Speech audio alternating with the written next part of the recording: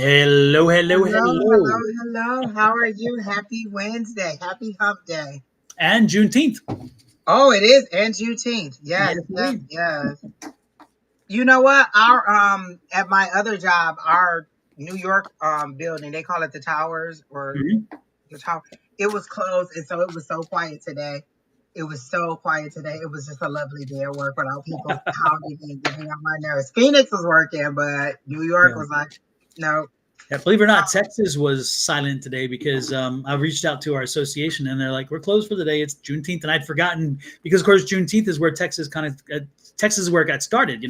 Because again, it was 2.5 years after the Emancipation Proclamation that they were told about it when the troops came in and said, "Hey, you guys are free." So I crazy. saw a funny video today. This guy was online today and he was like, "Did you guys know that the government just passed a bill that every male 18 or 25 has to register for the selective service?" I said, "Isn't that always been like It's hasn't that been been like like that that for for decades?" years. Like, and people were making all these comments like this, and that, and they were going, Democrats versus Republicans, and I was like, if I'm not thinking, this is very up. Like it's always been like this. And it just shows how people just make up stuff and people just run with it. And I'm like, it's not even true. That's not true because Brandon got his selective service stuff immediately after his birthday. And he didn't even have to do anything. It just said, "You're signed up. Put this card in there to show that you're already signed up." Like he didn't have to do anything.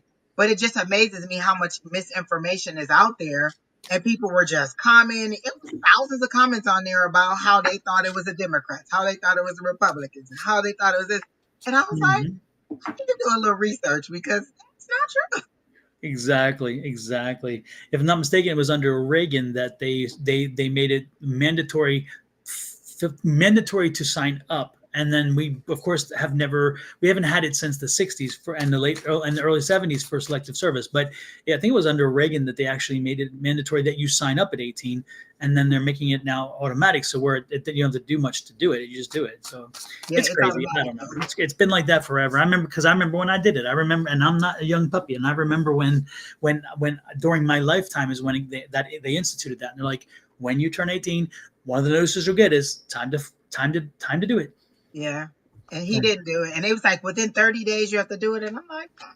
So and I forgot Brenda's letter had been here and we finally opened it today. And he was like, "Mom, I don't have to do anything. I'm already signed up." Yeah, that's a good way to do it.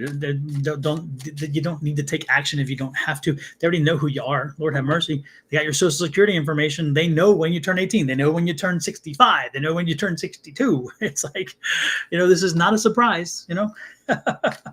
So Big brother knows a everything. lot going on. Yeah, yeah, yeah. Hey, Jojo, nice to see you in. Mr. J. Shield Nova, Marijuana Ivanovich. Let's see. Calling Angels, Bonnie, welcome in. Shauna Skinner. And Jojo, tell Mama we said Happy happy birthday. birthday. Yes. Y'all better be treating Mama right today. She want good gifts, good food, and to rest. Yes, indeed. Yes, indeed. And maybe some tiramisu, Jojo. Excuse me. So, because I love Jojo's tiramisu. Yes, indeed. Yes. Yes. Yes. Somewhere. Oh, Kamora and them had it. And when they had it, they put actual brown coffee on top because Kamora sent me a picture and I was like, "What is that?" She was like, "It was the tiramisu." And I was like, "Oh, the one we had didn't have it. They actually had little brown coffee on top." Mm-hmm. She said it wasn't good. She didn't like Well, we were fortunate. JoJo's was rocking. We loved it. it. It was We good, loved it. Loved yeah. it. Loved it. Yes. So when we don't have it, you got her nothing. Nothing but cake. I thought she said her nothing, but then I saw the I but did too. cake I was and I like, you was got her like, nothing. What? let me tell you guys. So y'all know I love churros. So Nothing But Cake did a churro pop up last month, and their pop ups are only like 2 weeks or until they run out of the whatever the material is to make it. So if they say pop up, you get 2 weeks or 3 weeks, and then you get or until we run out of the flavor. So I went ahead. It was so good. It tasted like a cinnamon roll Was it that good? and a carrot cake together. It was so good. I was so happy that I went and got it. It was delicious. Yeah. Now the special for this month is key lime, but that churro was good. If they ever bring it back, you guys need to try it. It was so good. You know, it's interesting. I think the key lime is like one of the hardest to make because everybody has their own take on how much acidity and how sharply bitter versus, the sour. And so, even if you make it the way it's supposed to be made, there are people who are not going to like it because it's maybe a little too sour or not sour enough and whatever. It's like of all the cakes, that to me seems to be the most difficult one, I would think, because of our each of our taste buds are so different when it comes to the sweet and sour. And so when you click that sourness of that bitterness of that lemon or that lime in this case, it's very, very individualized. Where with chocolate's chocolate, and even the like German chocolate cake. I mean, a German chocolate cake is German chocolate cake. You can tweak it some, but the reality is you can't go too far. Otherwise, you don't have German chocolate cake. But key lime, whew, I've tried them where they're so bitter, and you're like, oh Lord, your sinus is open, and you're like, I'm ready now, boy. Woohoo! Can I have this every time allergy season comes? Because it fills me up. I'm not a big key lime fan. I tried it in yogurt, and I just couldn't get with it. Yeah. But however, I do like I was going to text you yesterday, Angie, that I did the Starbucks medicine ball run yesterday. I hadn't had one in a while, and I was like, you know what? I just need one of these. I don't know what it was. Good. I'm telling you, every single time. And if they make it good, it's so good. And that little tart lemon hits you, and it's just perfect. Oh, it's just perfect. I love it. You got me spoiled. Starbucks needs to give us some kind of compensations because we advertise them.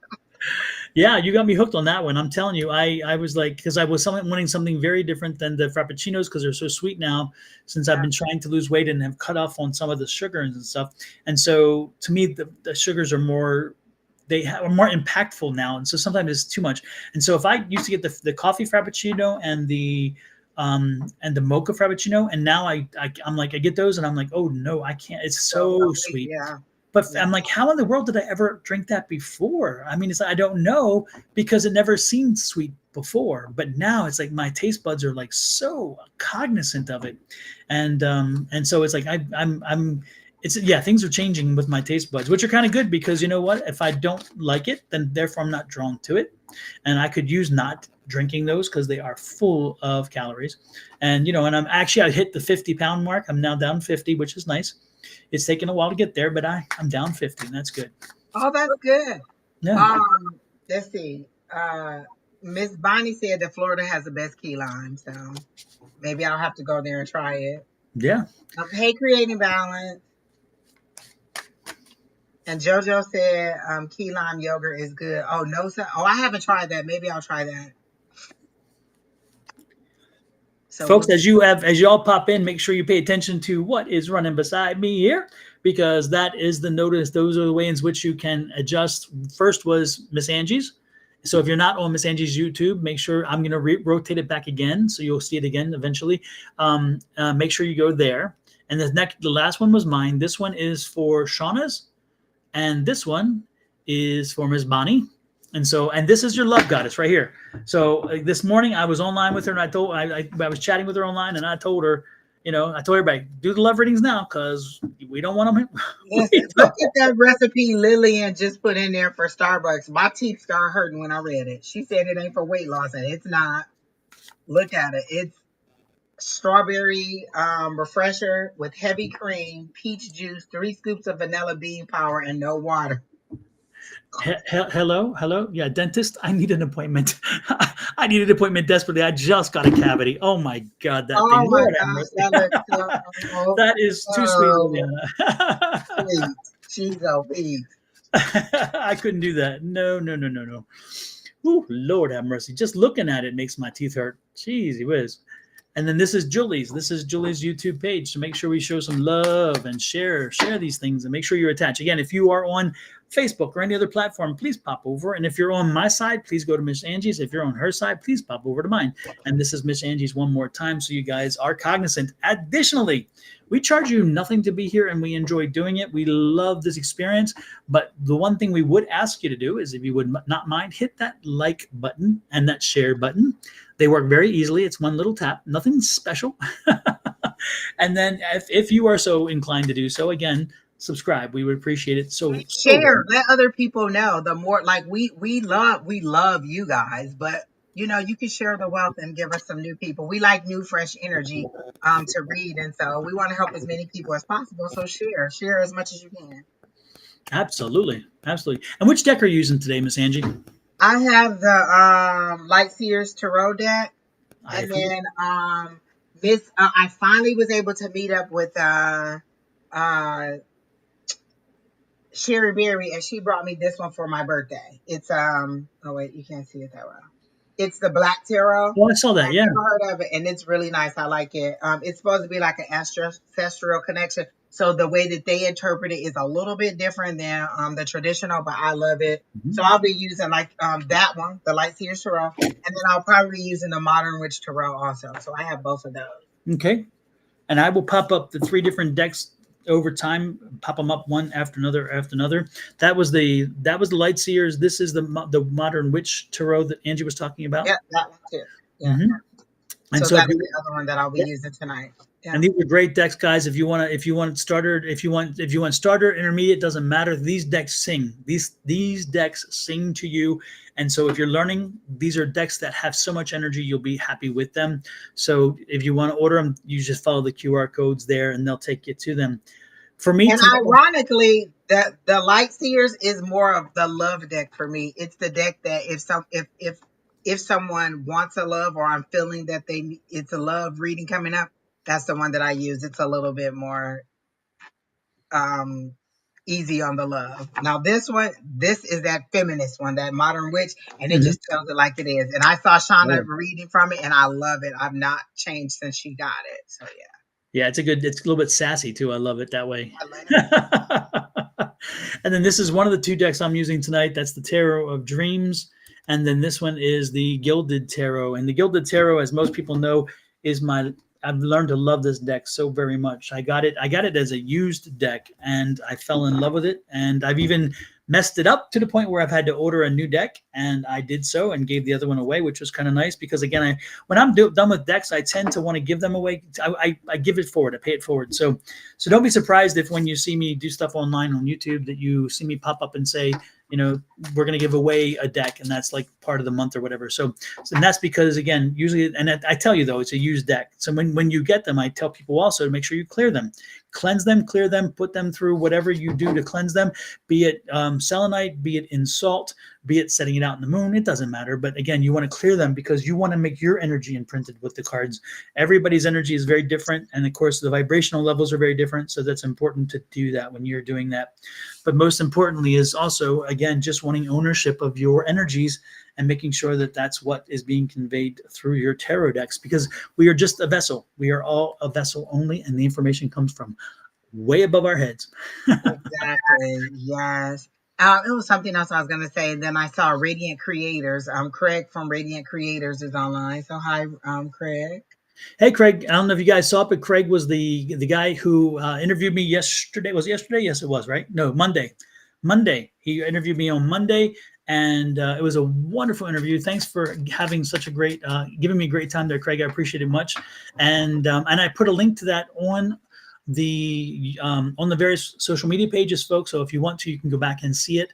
I And it's loved quite the fun. interview, the entire thing. I was screaming the whole time. I was at one point I was in the house watching the TV, then I was in the car, and then I was, in the grocery store, and I listened to it the whole time. It was so good. You guys really chilled very well. Your questions, your banter, everything was really nice. I really enjoyed the interview. It wasn't too heavy on facts. It was, you had a lot of good stories in there. Like I really enjoyed it, and I kept saying, "Yes, I know where that is in the book." And yes, yes, I was just so excited about it. It was And really. Angie, actually, I mentioned you in that. I think that was the interview I mentioned you in because I was explaining to Craig and the people out there how people have come back and told me about their experiences with affirmations and how well they work. And yours has I always been was one of the most the familiar tuition story, and I was screaming. ones. Exactly, and it's so true. Again, you had to be brought along with that because you were like, I'm not so sure. And then when Yeah, you did, I even have another update on that because I've been Brandon's about to go to college. He's about to go to ASU, and I've been worried about how much he was going to get from that, and my guy kept telling me just don't worry about it. He's going to have more than enough money. So I say my affirmations every morning, and I'm just like, I'm thankful for all the scholarships Brandon has received. When Brandon got back from Europe, he checked his email. He said, "Mom, I got another $5,000 scholarship from Tempe Union High School." So in addition, he got another one. And like I just keep saying my affirmations over and over again, and I'm just thankful every time. I alter the one you gave us, the I believe in infinite abundance, and then I'll just say, and I'm so grateful, or I'm so thankful that Brandon got all the scholarship money he needs for college, or I got the new car, or whatever it is, and I changed the end of it to whatever I needed to be. And lo and behold, when he came back, the money had just been sitting there because all he had to do was accept it, and he had got it while like he left. I think on the 20, whatever that Sunday was in May, the last Sunday. And when he got back, it had been sitting there the whole time, just $5,000 in scholarship money. And again, I'm gonna have to give it to the affirmations because I say them every morning. That is fantastic. That is, and it's so well deserved, by the way. Because for those of you who do not know Brandon is just like one of the most hardworking guys you can imagine. He's put so much work and effort in, and above and beyond. And I mean, major kudos for all that's coming his way. JoJo said, "Is the book on Audible too?" Yeah. Yeah, the book is now on Audible. The book is let me go. Jojo, thank you for prompting me there. This is the down. We keep you in line. Exactly. This is the QR code to find the book. It's on Amazon, and when you look on Amazon now, you'll see 4 boxes underneath. You'll see soft cover, hardcover, Audible, and ebook. So if you cannot read, you can hear, and Audible is there. And if you one and the other, and the good part is Julie told me that she bought the Audible, even though she already has the other one as well. She bought the Audible, and they were having a special sale or something through ACX. So she got it for even less than she would have otherwise, which was kind of nice. Wow.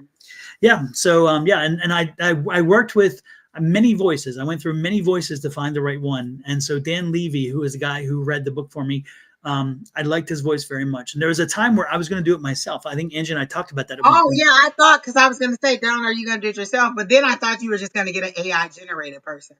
Yeah, no, I went with an actual live guy because what happens is ACX, they have rules that they don't allow. At least they didn't. From what I was reading materials, they are very stringent on allowing AI. Oh, and wow. So when you do that, you take a risk of them saying no, and they can reject your book, and they have rejected books. It was also quite interesting. There's a whole world around all that stuff too, because when somebody's reading the book for you, because of the way the Audible works, I don't know if you guys have listened to Audible books or listened to, even when you listen to like classical music, you know how it goes low, low, and then high, high, and it blows out your ears because you turn it up when it's too low. And then, and what Audible says is you cannot go above a certain decibel and you can't go below a certain decibel. If your reading somebody spikes a voice, right, and goes above it or below it, you're rejected. Even if it's just a one, it's rejected. And it takes 10 days for them to review it, where it only takes 3 days for the written book and for the ebook as well, but 10 days because of the Audible and how they have to do all this stuff. Anyway, it's quite fascinating. But I will tell you one thing, Angie, I thought was very fascinating is I was listening, once the Audible came back to me, I was listening to it and I got to chapter 18. And, as you write, and then you go back and see it, sometimes you see what you think you're supposed to see, not versus what you're seeing. And so I'm sitting there and I'm driving like this, and my book's playing and I'm at chapter 18. And all of a sudden I hear a word. I'm like, what? And I'm like, wait a minute. No, what? And then I'm like, oh, okay. And so I stopped and pulled the car over and I pushed it back a little bit. And I'm like, did I hear what I thought I did? I'm like, yes. And then, of course, with the sample Audible, it doesn't time stamp well mark-wise. I had to bring it back to the computer to do that. And then, so I'm like, and so I let it go again, and it's reading further, and about 4 minutes later, a second error in a word. And I'm like, oh, no. And I'm like, because I already submitted it because I had confidence in what I'd already read. I'd already done like 14 chapters. So I went ahead and submitted it all. And I'm like, oh, now I had to go back and edit and replace chapter 18. But I went back to the guy and I said, look, I know it's not your fault. It is totally my fault that I made the mistake. But I caught them. Could you go back and edit it somehow, blend it or whatever for those 2 words. And I gave him the timestamps, and he came back, and the first one came back was not clean. And I'm like, oh no, that's it's got to smooth. And he came back. He said, "Sorry, I missed that." And then he cleaned it up. And so now you can't even tell. But there's Oh, two that's good. words on chapter 18 that when you pop up, you're like, oh shit.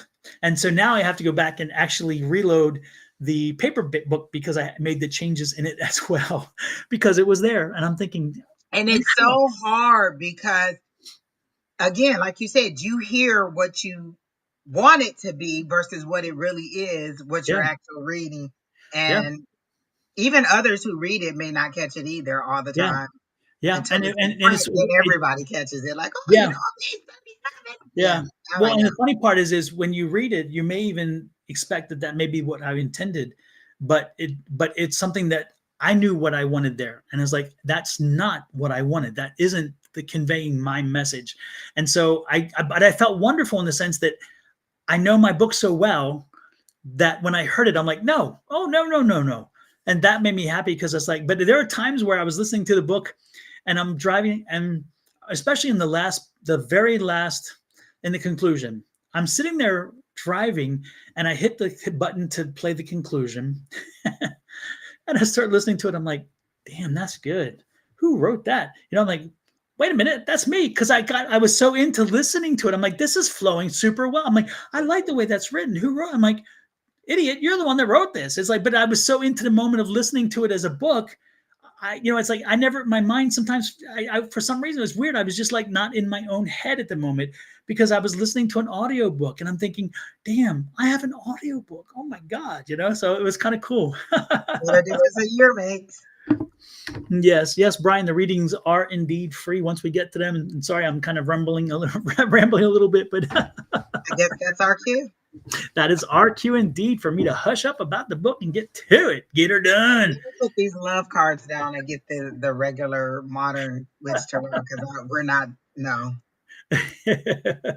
go Exactly. regular. Yes, indeed. Yes, indeed. So, what kind of energy? Whose energy are you picking up today, Ms. Angie's? First and foremost. Um, I don't know. Well, Kaya Warner said this is her first time here. Oh, look, and she popped right in. Kai And then Warner. Brian says, Kai, um, Kai, you said you're here. This isn't your first time here. What you talking, Kai? You come on with me and Sean. You come on with me and Shauna all the time, and we read for you quite often. Hello, Kai. I may be old and I have gray hair, but that doesn't mean there's no fire up there. we know people. Yes, yes. Exactly, JoJo. Look, JoJo needs to be our PR person in the background. She's taking over Exactly. Mama. She says she means with me. Oh, Kaya with is Angie. a Fair enough. is Fair a enough. Fair female. enough. Is Kaya a female? No, Kai is a male. Oh, male. Okay, Kaya is a male. Hmm. Okay. You know what? I don't even think I added my channel. Did I add my channels now? No, They're not up. I did not. I changed They're the now. titles, but I never added them. They Dumb. popped in now. I just saw they popped in. I was wondering why we're not getting paired anything. I'm like, what? Here we So go. you still want to do Kai? We can do Kai. I We could just do was, Kai. yeah, okay. And he said general. Let's go back and see. The first thing I got with Kai, even if he didn't say general, is that you're wrestling with the decision. They're not showing it to who it is to me. So it reminds me of that quote in the Bible where they're saying, like, I wrestled with God all night. So you have a decision that you need to make and you're wrestling with it. It must be a very tough decision because you're holding on really tight to whatever it is. And it's a very difficult decision for you. They're showing me water and you being overtaken by the water. Like, you're actually on like this platform and the platform is shaky, so your foundation is shaky, and then you're wrestling with this decision, and then there's water, so the water is rushing in from the outside. So whatever this issue is, an external issue that's not yours. So because the water is rushing in from the outside, it's flooding the platform, which makes you kind of wobbly, and then the water rushes out. So it's something that comes and goes. It doesn't seem to be your issue, but it is a very emotional issue. But you're holding on to either the person that's dealing with it, or because I don't feel like it's your situation. I feel like you're holding on to the person that's dealing with the situation, trying to save them, but you're putting your own self at risk because you're going to topple over and go down with them. And I can hear in a male voice you saying, I told you, I told you, I told you. Like you're repeating yourself over and over, and this person isn't getting the issue, isn't getting the message, or isn't listening to your advice. And you keep coming and saving them. You keep coming in as their SOS, and they're just not saving them. And so you're at a point where you have to decide, am I going to cut them loose, or am I going to continue to be their person that is saving them to my own detriment? And so I'm asking Spirit what the advice is. It's like, what are you going to choose, yourself, or are you going to choose them? Are you going to cut the cord, or are you going to continue to put yourself in danger for a person who is not listening to what you're telling them to do? The card I got was the Six of Pentacles, and that's that give and take. So you're giving a lot, but you're not receiving a lot in back. You're giving, giving, giving, but there's no balance. You're actually coming up short in this situation. And so I'm going to ask for an advice from Spirit. I got the Emperor energy and I got the King of Cups. You're very stable in your communication to them, into how you're telling them to deal with this. But whatever the tie is, so I'm assuming this must be a close relative or a close family member or something that you're dealing with, and you're in Emperor energy. So you're stable and they're clinging to you in their stability. So maybe they're the person that's holding on and not you, but you're not able to let them go, or you're not letting them go in order to save yourself. And so when I ask what the advice is from Spirit, they're saying, who are you going to choose? Are you going to continue to put yourself in harm's way, or are you going to allow them to learn their own lessons? And what I had to learn the hard way was, every time I intervened on somebody else's situation to help them out, Spirit was like, they're not getting their lesson. You're cutting out their lesson. They're not learning what they're supposed to do because you're always jumping in. And so it's taking them longer to get through their situation because you're not letting them get their lesson that they're supposed to learn. So you may just have to let this person fall or fail in order to get their lesson. So that's what I got. Could Libra Queen. Kai, I'm going to put you on hold 1 second if you don't mind. Yeah, I need to put you on hold 1 second, Kai, and I will come back to you. And Angie, please remind me to do that because my brain sometimes. But Pauline, sorry to hear about your passing. But know that your mom is on the other side. Your mom. I'm letting you know your mom's on the other side. She's here and she's got your dad. She's got him. She brought him across the rainbow bridge. So I just wanted you to know, because as soon as that popped up, she was already in my head. She was already in my mind. And you can confirm if you want that she's on the other side. I know she is, because she's here. And she was drawing me to your name. And then it was interesting how when you popped that up, she wanted you to know that that again, she took your dad across. She carried him across. He's fine. He's fine. And this was, don't cry for him. Don't cry for him. He lived a good life. He lived a fine life. And he wants y'all to celebrate him. And he's already told you this. I'm not telling you anything you haven't heard already, Pauline. You know this. He didn't want you to cry for him. He wanted you to celebrate his life. And also but your mom is telling me she brought him across the rainbow bridge. Can you confirm she is indeed on the other side, correct? Just making sure, because I feel it, I know it, but I need to make sure that you say it that way. Has she got him X? Has she got him X? Is that a question or again? Can you say my mom has passed? Yes, exactly. Okay. Yes. And is there something about it's an island? Are you from an island? Is she from an island? Is he from an island? Is it like a tropical island or something? Because I'm getting this island feel vibe or something. It's called a cityscape. So I was going to ask where they from the city, because I was thinking like that New York City. So maybe it's that Staten Island kind of. I got like a cityscape. They showed me like a big city skyline. Oh, Jamaican. Okay, yeah, because I was getting the very vibe, and so that's okay. No, don't mourn for him. I know it's hard. I know it's very hard, but she's here, and she just wants you to know that he's good and he's crossed the rainbow bridge. She came and carried him home. She brought him home. So he had a very peaceful transition in that regard, and he is home. So and so just again, celebrate their life. Celebrate the life, okay? Back to you, Kai. Sorry. Yes, they are together now. Absolutely. Absolutely. Jeez. Yes. Interesting. Interesting. Kai, what we got for you? What we got for you?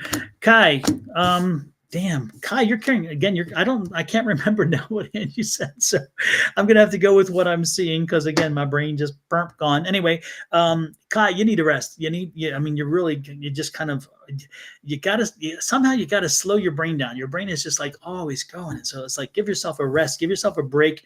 And you can do it, but you have to actively do it. You have to actually actively want it. So the King of Swords says you're a strong person, strong-willed.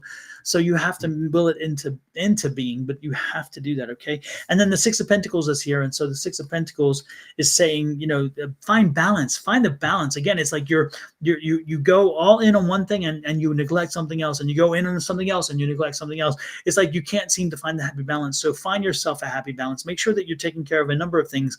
Even if you feel like you're neglecting a little bit off of one thing or the other, yeah, but make sure that all of those are taken care of. Okay, make sure that's make sure that you do that, okay? Because that's the key to this. Again, is find that peace of mind by finding balance, by making sure you're hitting many things. Again, you can't be great with everything, and don't expect that to be the case. But make sure that you oh my gosh, I just got another hit. Wow, crazy. Go with, there you go, Kai. That's it. Give yourself a rest. Find the balance. I was going to say that, Brian, as soon as Christine popped up and your name was there, I'm like, are you related? And now you just proved that, because I was just, that's what my distracting was, because as soon as Christine popped up, I was like, Christina, how come you're connecting me to Brian? So now that's kind of that's crazy. Anyway, good. So who is next, Miss Angie? I was actually reading Brian while you were while you were doing that. I was tapping into Brian's energy. I wanted to know, Brian, are you an artist? Do you draw? Because they show me like artwork or drawing or some kind of paper, some kind of sketching. Do you draw? Is that what you're doing? Is that what you do? Are you an artist of some kind? And then the card that I got out was a star card, which you hoping and wishing that something is going to come about. Like there's some desire or something that you want to do that you're wishing would come out. But they showed me art. They showed me like drawing or sketching or some kind of creativity. I don't, but my brother is. Your brother is. Okay, so they're showing me the artwork and trying to get an art show. Is your brother in the chat now, or is he Ron? Because this may be his reading. Because they definitely showed me the artwork, and then they showed me like different like a display of the artwork out and about, like some kind of art show or some kind of um a place where he's trying to sell his artwork or get it displayed. So that's what they're showing me about the artwork. Somebody trying to get displayed, and then the star card came out, which is hopes, wishes, and things like that. So do you know it runs in my family with art? Okay, definitely. Okay, I see the artwork. And this person trying to get an art show or become famous or sell their artwork. They're telling me to tell this person to try to go into something commercial, like maybe doing illustrations of a book for somebody. Like maybe somebody's doing a book and you do the illustrations for them, or somebody having you to draw like cartoons or something. But there is a way to sell it, but you have to market yourself as a person who will do the artwork for somebody else's something else. So maybe, like I said, I'm writing a book, a children's book, and then you do the artwork, or do a comic book or something like that. Because they're saying it can be commercial, just not the way that you're doing it now. And you need to just expand your roles, whoever it is that's doing this artwork. Because I do see you trying to make money from it, and they show me the money falling, but it's being snatched up immediately before it reaches your hand. The money's being snatched up. So either in the cost of what you're doing, or in the lack of you getting your artwork out there. But the artwork is going to be profitable for whoever it is. You just have to change the way you're going about it and try to go a little bit more commercial. And that's the word they keep saying to me over and over, commercial, so that you appeal to other people, so they'll hire you to draw for them. So that's how they're showing it to them. Very interesting. Very interesting. And Christine, I hope you're not insulted by this, but I cannot remember your marital status or any of those things. But Brian, of course, is your son. You said, but has yeah. I don't know if you're single, Christina, but Brian, has your dad crossed over? And Christina, are you married? Because I'm for some reason I thought I'm getting I can't remember, and I was thinking that you were married, but yet I'm getting that the father crossed over. So I don't know if I understand that properly. Hey, I'm Balanced Libra. Nice to see you in. He has, yes. Okay. Okay, he has. Okay. Yes, my dad passed. Yes, my dad. But Christina, you're Brian's mother, right? So was it your, so are you, Is it Brian's granddad? but Brian, Brian's father crossed, Oh, and both. Brian's Oh, dad passed as well. Okay, good. And Christina, are you remarried? Because I thought I was picking up that energy. That's why it was confusing to me. Is like, wait a minute. Yes, I'm his mom. Yes. And his sister, but the sister who bumped her head, is she a half sister? Both, don't know. both. I don't know what both means either. If we ask so many questions, we're not. I'm sorry. Anyway, yeah, because the father of the past, the father on the other, again, the energy from the father on the other side. This is not a mediumship hit, by the way. This is not what that's about. This was just a residual kind of thing. Oh, Yes, half she's my sister. half sister. Okay, good. Yeah, there you go. Okay, that helps me because I was getting definitely a different energy there, and yeah, because she's like the little princess. I keep hearing little princess, not in a negative way, not in a negative way, but again, she was so much later than you. She's much younger than you. I'm seeing a difference. I'm getting you're somewhere in your late teens, early 20s, and she's much younger, and that's the kind of energy I was picking up. But it's interesting. The again, the father thing was not a mediumship hit. It was more of a delayed psychic hit, and nothing in that regard. So I didn't want to get you worried about that. But what I'm getting for you, Brian, is that it's funny. I feel like you're a little bit lost. I feel like you're just kind of you're floundering a bit because you haven't found it yet, whatever it is, and you see people around you. The funny part is the frustration that comes from that because you're seeing other people who have found what they're doing, or at least have headed off and started doing things, and you're thinking, why not me? Why haven't I found that yet? Why isn't it there? And so as I'm getting this energy about you, it's like it's divine timing. You don't have the control over finding it. It's going to find you. So be patient and be open to the suggestions as they come, and you will know soon enough when something pops up that will be right for you to be drawn to. But do not beat yourself up and do not continue to belabor that point, thinking that you're somehow to be like what do you call it, compared to other people. That's not how you're working. So make sure that you say, you know what, I'm happy for them. I'm happy they found their direction. I'm happy they found their course, but I'm not there. So again, I feel like this is coming, but don't beat yourself up in the fact that you haven't quite found it yet, the way you're going or whatever. Okay. So give yourself a break, damn it. Give yourself a break. Also with Brian, I felt bad because the reading that I did was mostly for the brother. So then I pulled cards for him, and I got that. Brian, are you trying to leave? Like you want to leave the family and you haven't made a decision? Like you want to go off on your own? That's what it is. You want to go off on your own because they show me you getting these offers. Like you're getting these offers, but it's traditional work. And you don't want a 9 to 5. I keep seeing 9 to 5 with a big slash through it. You don't want a traditional 9 to 5. You want something that's a little bit more you. And so the wheel of fortune is turning in your favor, but you're refusing to take that journey. You're wanting to help the family out and be like that support to the family, but it's time for you to decide. You're at a stalemate. You're refusing to decide whether you're going to move forward or not, and you want to go, but your obligation to the family is keeping you from going. You really do want to go off on your own, and like Don said, you're kind of floundering because you don't know exactly what you want to do, but you also don't want to leave the family high and dry. But you may have to go off and stake your own claim, make the money that you want, and then send it back. As I'm saying this, I do see a rainbow. So for me, rainbows are good luck, pot of gold at the end of the rainbow. So if you decide to go off and do whatever it is you want, you'll be successful at it. You'll make the money that you want to make. Again, Fool's journey came up. The Fool card came up for you. So that means it's a new journey, but it's a journey by yourself. You have to go. You have the intuitive nudge. This is that Ace of Cups. So you have that intuitive nudge. You know you want to go. That's that cup overflowing. This is all good stuff for you, but you're thinking back. Should I leave the family? I need to stay here and help the family. But your best option to help them may be to go, get yourself established, make good money, and then come back and help everybody else out. You're right now, you're carrying the weight that is a little bit too heavy for you in this situation.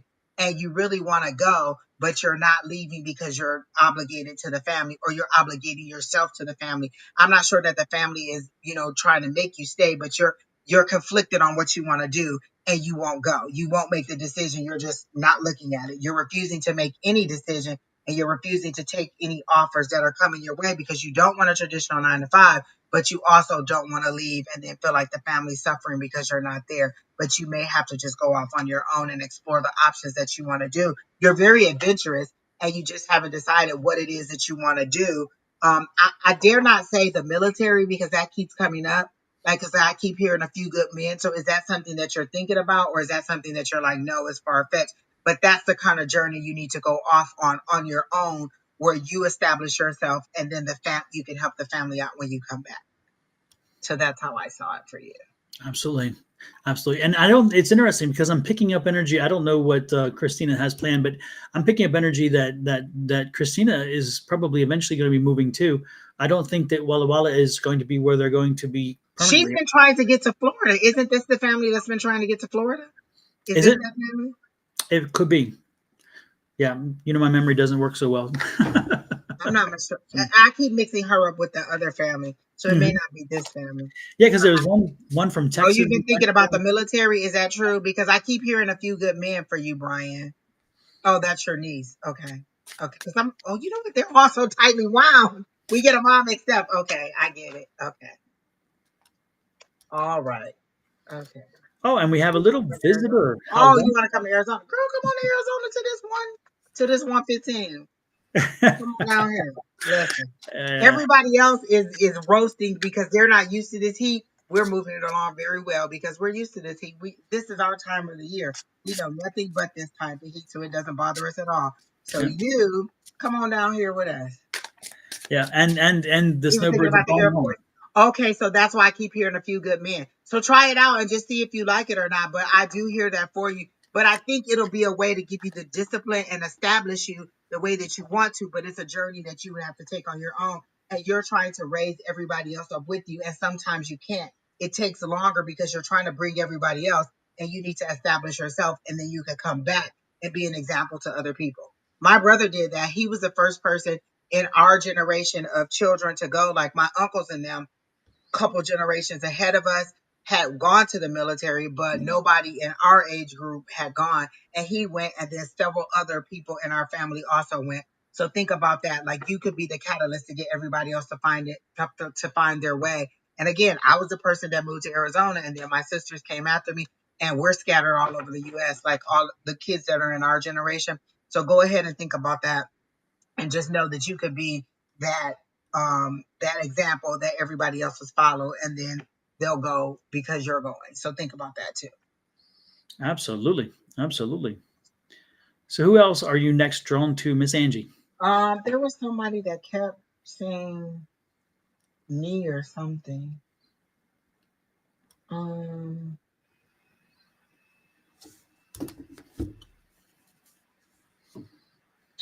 um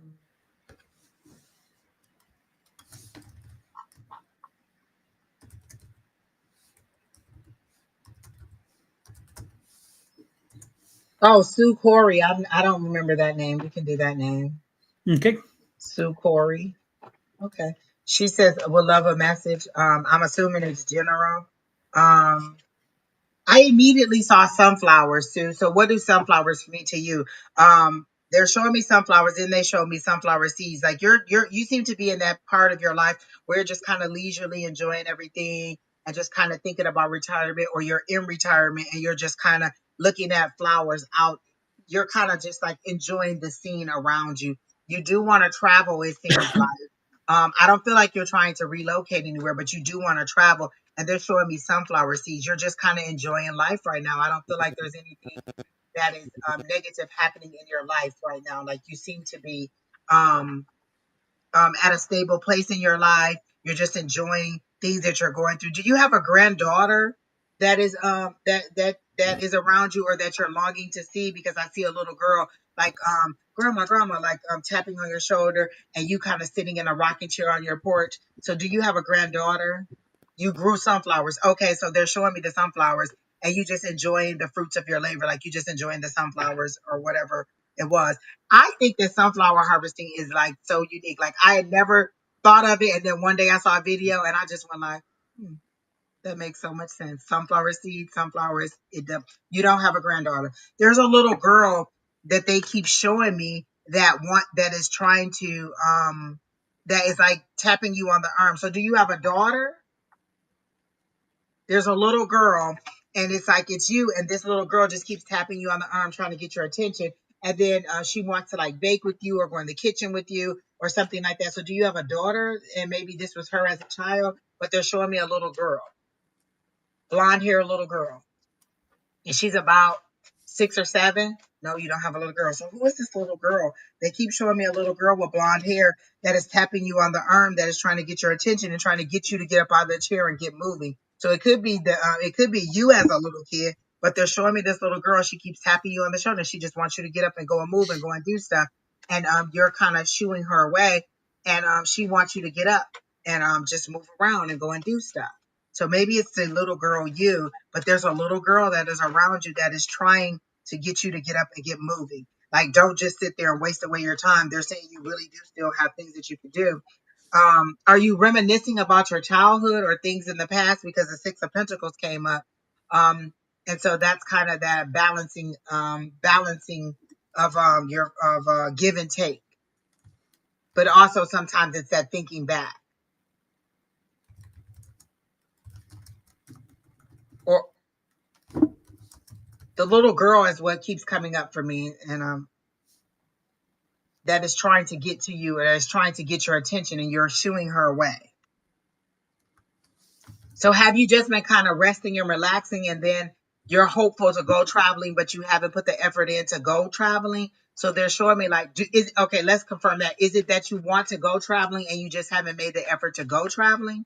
Because that's how they're showing me, like this little girl is trying to get you to get up and get moving and not just waste your time sitting on the porch or just sitting around doing nothing. She wants you to get up and be active. So are you wanting to travel and you just haven't been doing it? Because the card I got again is the Two of Wands, which is planning. You wanting to go do stuff, you wanting to get out, or you thinking about things that you could go and do. And so do you not have the money to do it, or what is holding you up from doing the traveling? Hello, Mama Bear. Hello, Mina.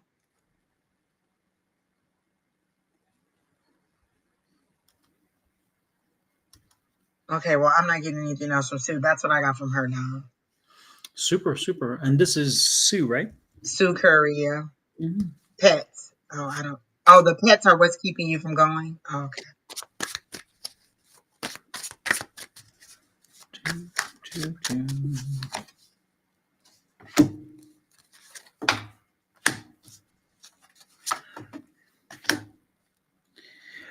Sue, you got to stop worrying about what everybody else has. You got to stop worrying about trying to level up or live up to what everybody else is getting or what you're experiencing with them, because this doesn't help you. It kind of, you create an environment where you kind of depress yourself, so where you can't celebrate because you're kind of, and it may be subconscious. I don't think you do it consciously, but subconsciously you kind of are always wondering how you measure up for some reason. And Spirit is kind of just, again, giving the warning that there's only one you. You're unique in very many ways and for many reasons. And that's the way it is and so embrace that uniqueness, embrace that that being the only one of you, and make sure that you don't worry about what everybody else has, because that can be a slippery slope, you know. And yes, it can be a driving force sometimes to help get you some success, but the reality is if you're not careful, you start chasing it, and that's not a healthy thing. And again, it's telling you you need to kind of lay back on that. So again, you need to stop worrying about what everybody else is going on with. And also, I don't mean to be rude, but you kind of gossip a little bit too much, it seems, and you kind of talk stories and kind of spread a little bit of stuff. You pollinate, and again, you may not appreciate that I said that, and I probably should not have said that, but that's what I'm getting. And so it's kind of kind of back off of that a little bit, because people are starting to. It can be problematic, okay? Because if people are like, okay, if you're judgmental on this, now what? I again, I don't mean to be negative toward you. I don't even know you, as you know. I don't know most anybody here, but I'm just be careful what you say and how it comes across, because again, people are starting to pick up on a very negative tone, and part of that is again because of that anger about not having or seeing what other people have and not measuring up, and it's only in your head. It's not them. They don't care. People love you. They don't need anything like that. But in your head, you're kind of allowing this to kind of again fester and to grow and to metastasize, and it can become very unhealthy if you are not careful. So that's the message I got for you, is that be careful of what you're drawing into you. Be careful about what you see from other people, because the reality is that you are the only one of you, and embrace that, love it, and make sure that you um, I don't know, make sure that you don't deny yourself that pleasure of being just you. Okay, that's what I got. And I asked what's like in her best interest or what she needs to move forward. And it's just they're saying just go. You need to get out and explore the world and see different things. You're just kind of settled into your own, every day, get up, watch TV, eat breakfast, have coffee, watch TV, go back to sleep. And you're just doing the same thing over. And they're saying get out, enjoy your life. This is the time that you can have a great time just exploring and learning new things. It isn't over. Get out and go and explore. And that's the big message to you, is to get out, go, travel. Exactly. So that's what I got for her. Super. Well, All hopefully it right. helps you. And again, not trying to cast aspersions. I'm just saying be cognizant of what people are receiving. It may not even be what you're sending as much as you think, but again, it's often what people receive. And unfortunately, when people receive it in their heads, that's reality. Even if that's never intended. It's like having a conversation with people, and you realize that they took away from the conversation something very different than you intended. And so again, it can be complicated and confusing. So don't let that happen. Okay, make sure that you kind of tweak it up a little bit if you can. Okay, she said she's been taking day trips. That's good.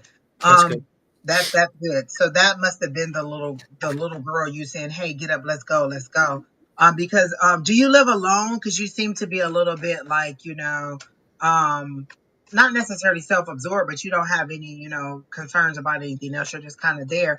And they're saying you can get out and meet people. Like life isn't over. Get out and explore, meet new people, learn new things, learn new activities. They showed me things like you crocheting and gardening, but as a group with other people, not like just on your own. So they're saying get out with my son. Okay. And they're saying, and I got the Eight of Cups, which is leave some of that stuff behind, leave the drama behind, leave the pets behind, just go out and go. Your son is 12. Oh, but they're saying is he blonde? Is he a little blonde hair boy? Because I thought it was a girl, but it could have been a little boy. They just showed me longer blonde hair, so I assumed it was a little girl. Oh well. All right. Oh, brown hair. Then no, because this person had blonde hair and it was a little girl. It was specifically a little girl. All right. Well, who's next? What I'll let you decide what you got. Who are you drawn to? Mm,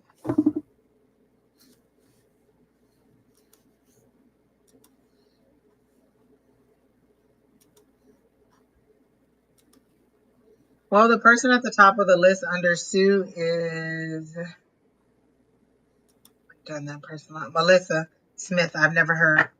I don't think I've ever read Melissa Smith. She didn't say she wanted a reading or not. Melissa, are you here? Do you want a reading? Oh, there she is. Right on target.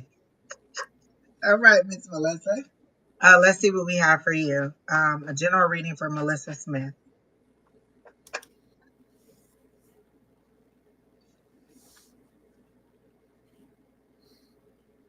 They show me you going on a journey, but it's odd because you're in a car, but the car is bigger than you. So the vessel that you're using or the vehicle that you're driving is too big for you. So you're going off on a journey, and the mode of transportation that you've decided to take is too large for you because you can't see over the steering wheel. It's how they're showing it to me. You can't see out and about onto the steering wheel to get the to see where you're going, but you're embarking off on a journey. It's daytime, so it's a good thing. Let me see where you're going and what this entails.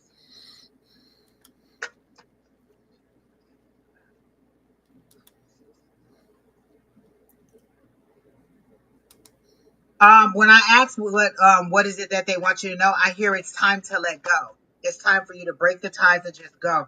Are you thinking about a new job or a new career or moving on from your current place of employment? Because they're showing me one building and you leaving that building, but you're not sure where you're going. So you're leaving the building. So are you thinking about a new job or moving to a or changing industry or something? Because they showed me you leaving one building, going to another. So are you looking for a new job and you're just not sure where you want to go or what you want to do? You're kind of bored. Like they kind of show me you like this and you're kind of bored because you know your job very well. It's not challenging you in any way and you're trying to move on, but you don't know where to go. Hey, Miss Linda, happy birthday. So you just don't you don't know where you want to go, but you want something new. You want something that'll challenge you, that'll give you a little bit more purpose and you're just not sure where to go. Is that correct? Miss Melissa? Are you thinking about changing jobs or something, or looking for something that'll give you a little bit more of a challenge? But I heard it's time to let go. It's time to move on. So just go ahead and decide what you want to do, and then it'll be brought to you. You just haven't decided what you want to do. Um, I got the Four of Wands, so that's reunions, that's success, that's celebration. So there is a celebration coming up. I don't feel like it's love in that situation at all. Um, and then I got the Tower card. So if you don't decide, it seems like the decision is going to be made for you. So is there talk about things happening at work, and that you're a little bit afraid of, or that you're thinking about? Because I got the Two of Swords again. Like you're not making the decision. You want to go, but you don't know where to go, so you won't decide to move forward. But you're also not. You are looking for a job. And is it that you don't know what kind of job you want or what you're interested in? Because I keep hearing your guide saying, um, give us something to work with. Like, what is it that you want to do? If I could wave my magic wand and then tomorrow, that job could call you, what would it be? What industry would it be? What kind of work would it be? Would you be working with adults, little kids? Would it be a job that you go into? Would it be remote? Would it be phone work? Would it be customer service? Would it be legal? Would it be like, what is it that you want to do? If tomorrow you could pick up the phone and that job was calling you, what would it be? How much money would you make? What hours would you work? What is it that you want to do? And they're saying give them something to work with so they can funnel it into you. Right now, you're just saying, I want another job. Well, another job, McDonald's is another job, Target is another job, customer service is another job. What is it that you want? It's not that you're not getting what you want. You just aren't liking what it is that you're getting because you're not being specific or giving your higher power with anything to work with. I want another job. So the opportunities are coming, but you don't like what the opportunities are. They're not making enough money. It's not the job that you want to do. It's not the type of hours that you want to make because you won't tell your higher power what it is that you want so they can give it to you. And so this Tower card is saying that there's going to be a swift upheavals, very fast change coming, but it's going to be to get things moving because they're showing me like there's a blockage. Like they showed me a whole bunch of rocks all piled in. And so if there's an earthquake, all of that will be shaken up and loosened up and get to moving, but it's going to take something very major to make it move as sudden and quick. An earthquake is sudden, it's quick, it tears things up, but it also makes you have to build a new foundation. So you need to decide what it is that you want to do and move forward with it. So that's what I got. Super. In that same note, I got the full card initially, which tells you you got to go in a new direction. Definitely go into a new direction. And the Knight of Wands is there. So, again, get moving toward a new opportunity, a new type of job. But that job may require some education. So, be open to education, be open to learning. Are you looking at maybe changing a career, again, doing something else that's different? Okay. So, I would be looking at that. Again, this is a new type of thing. This is not something you're used to. So, this is, again, a new thing. And then you'll rise again if you get the education. Once you get the education, you'll rise above. And some businesses, some companies will give you the education. And as I look at this, I'm drawn to the other deck. And again, it's interesting. The Emperor is here, so the Emperor is kind of a strong fixture. And I see the Death card has changed, but in this case, it's a journey. So this is going to take a little while to get the education. But I see that And yeah, she's no, in healthcare, so that matches down. That could take a while. Like depending on what you want to go into, that education could take a while. absolutely, yep. And it's going to work out well. And again, it's going to be you have choices to make. Ultimately you have the choice to make. But again, this is in alignment. This is in alignment with you. So make sure that you again know that you're going to need to get some education. Know that that's going to be requested of you, confirmed either through your employer if you're lucky, or if not, then you're going to have to get the education on your own. But and you may even have to take a stopgap measure job to pay for the education to get you through. But ultimately, you're going to excel at what it is you're getting trained for, and then again, that education will lead you to that new opportunity, which ultimately you're gonna rise up. I mean, it's gonna help you take you to a whole different level. This is the Six of Wands, which is again that rise up card. So success is on the horizon as long as you're willing to put the work in with the education to get you to that next level. Okay, and it's interesting because the Star card is on the underneath, and that's the overall energy of the reading, which is that alignment. So again, this aligns with you. This education, this desire to move forward aligns with you. And the Page of Sword is that youth energy of saying, you know what, this is a new thing for you. This is a new beginning. So make sure that you ask the questions, do what you need to do, and then move forward. Get moving and do it quickly. This is the sword, the Knight of Swords. It is the fast moving. It's the fastest moving of the knights. So it's like get moving. What are you waiting for? What are you waiting for?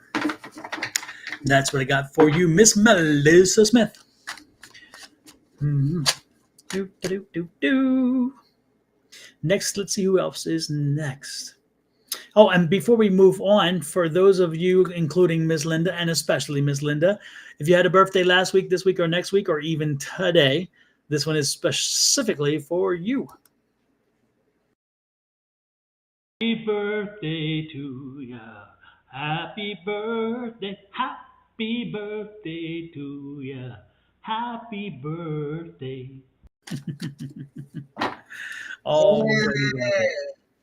I All feel right. like today is somebody's birthday other than Miss Linda, and I can't remember who it is. But happy birthday to them because I just don't remember who it was or who it should have been.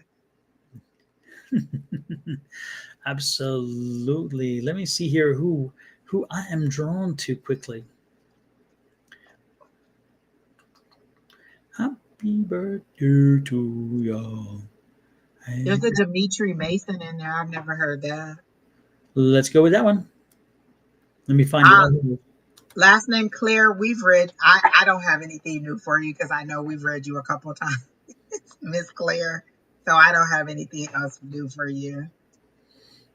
absolutely. Dimitri, are you still here? And if so, let's give Dimitri a reading. Dimitri. Happy birthday, Anessa.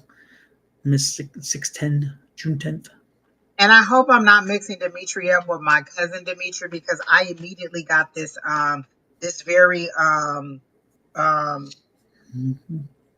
focused person. So like a military mind, like you're very focused, you're very routine, you have everything in a row. There's a whole bunch of you. There's different versions of you and they're all in a row. It's the fun you, it's the serious you, it's the dad you, it's the son you, it's all different versions of you in a row over and over and over, but they're all lined up and staying on track. So you're very, very focused, you're very, very routine, you're very um um you don't like to stray away from your regular routine or how things are for you. But you're also looking for some adventure and some fun because they're showing me like zip lining and you exploring other options, but you just haven't done any of those things. Because you're kind of wound up really tight. Like they show me like um a muscle or they show me like a gadget that's really wound up really tight and needing to be oiled in order for it to move smoothly. So you're really wound up really tight, and so you're kind of anxious. And so they're saying you just need to kind of get out and have some fun and celebrate. Is there a wedding coming up? Do you have a friend that is about to get married or something like that? Because they're saying just go out and have a good time and enjoy yourself, and not you think so far ahead. You're thinking about, well, what if this and what if that? So it's like if I was to say, hey, let's go out to the lake and go fishing. You're like, well, what if the boat sinks? What if we don't have enough we don't have enough poles, or what if we don't bring enough feed, or what if we don't do this? Like you're so far ahead that you can't enjoy yourself because you're thinking about all the possibilities of all the things that could go wrong because your mind is just going and going and going and going. But you're wound up so tight, you just really do need to express yourself and just kind of have like a release. A release. It's how that's the best way I'm gonna put it. You need a release. Okay, process things that way. So you really just need to have some fun. Sow your wild oats is what I may be saying. I don't know that you're married, or maybe you just need to get back. You can't help. Okay, maybe you need to like get out there and just have a little bit of, and they're saying it, sexual release some sexual tension. You seem to be wound up pretty tight in in that way, and you need to get out and just have some fun and just kind of throw your cares to the wind and not think about it. Like I know it's hard for you not to think about it, but they're saying just go out and have a little bit of fun, and then that'll help you because you're about to enter a season where you're about to be very busy. I don't know if you're about to start a new project or a new job, or you're thinking about starting your own business, but you're about to be very busy. And it seems to be that fall season where you're about to be amped up and you're really about to get moving and get busy with some things. And so they're saying for this summer, go ahead and release that tension, go ahead and have a good time. And then once when the fall comes, you'll be ready. You'll be a little bit more relaxed. You'll be a little bit less anxious, and you can go ahead and get into your project. So you do have some new things that are coming up in the fall. You're going to be very busy. But right now, in order for those things to run smoothly, you need to release some of this tension and just have some fun. Just do some very adventurous things that you would not do. Zip lining, maybe it. Skydiving, maybe it. A roller coaster, just like getting out whitewater rafting. Like they're showing me all these things that are really, really adventurous, but are very a little bit kind of dangerous if you're not careful. So they're saying you just need to get out and just kind of give yourself that shock value. And so that's what I'm getting for you. Exactly, Miss Linda, sexual healing. And she did not put Marvin Gaye comes up. Hello? Hello. I love it. I love it. I love it. I love it. Let's see what I got. Dimitri. And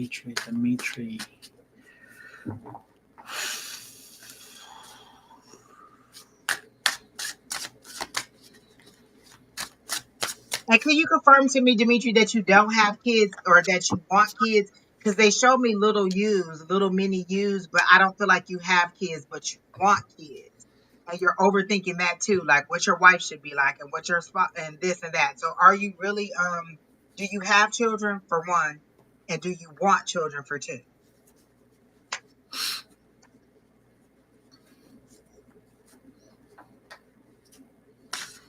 And please say something more than yes or no, because clarify what the yes means or the no means.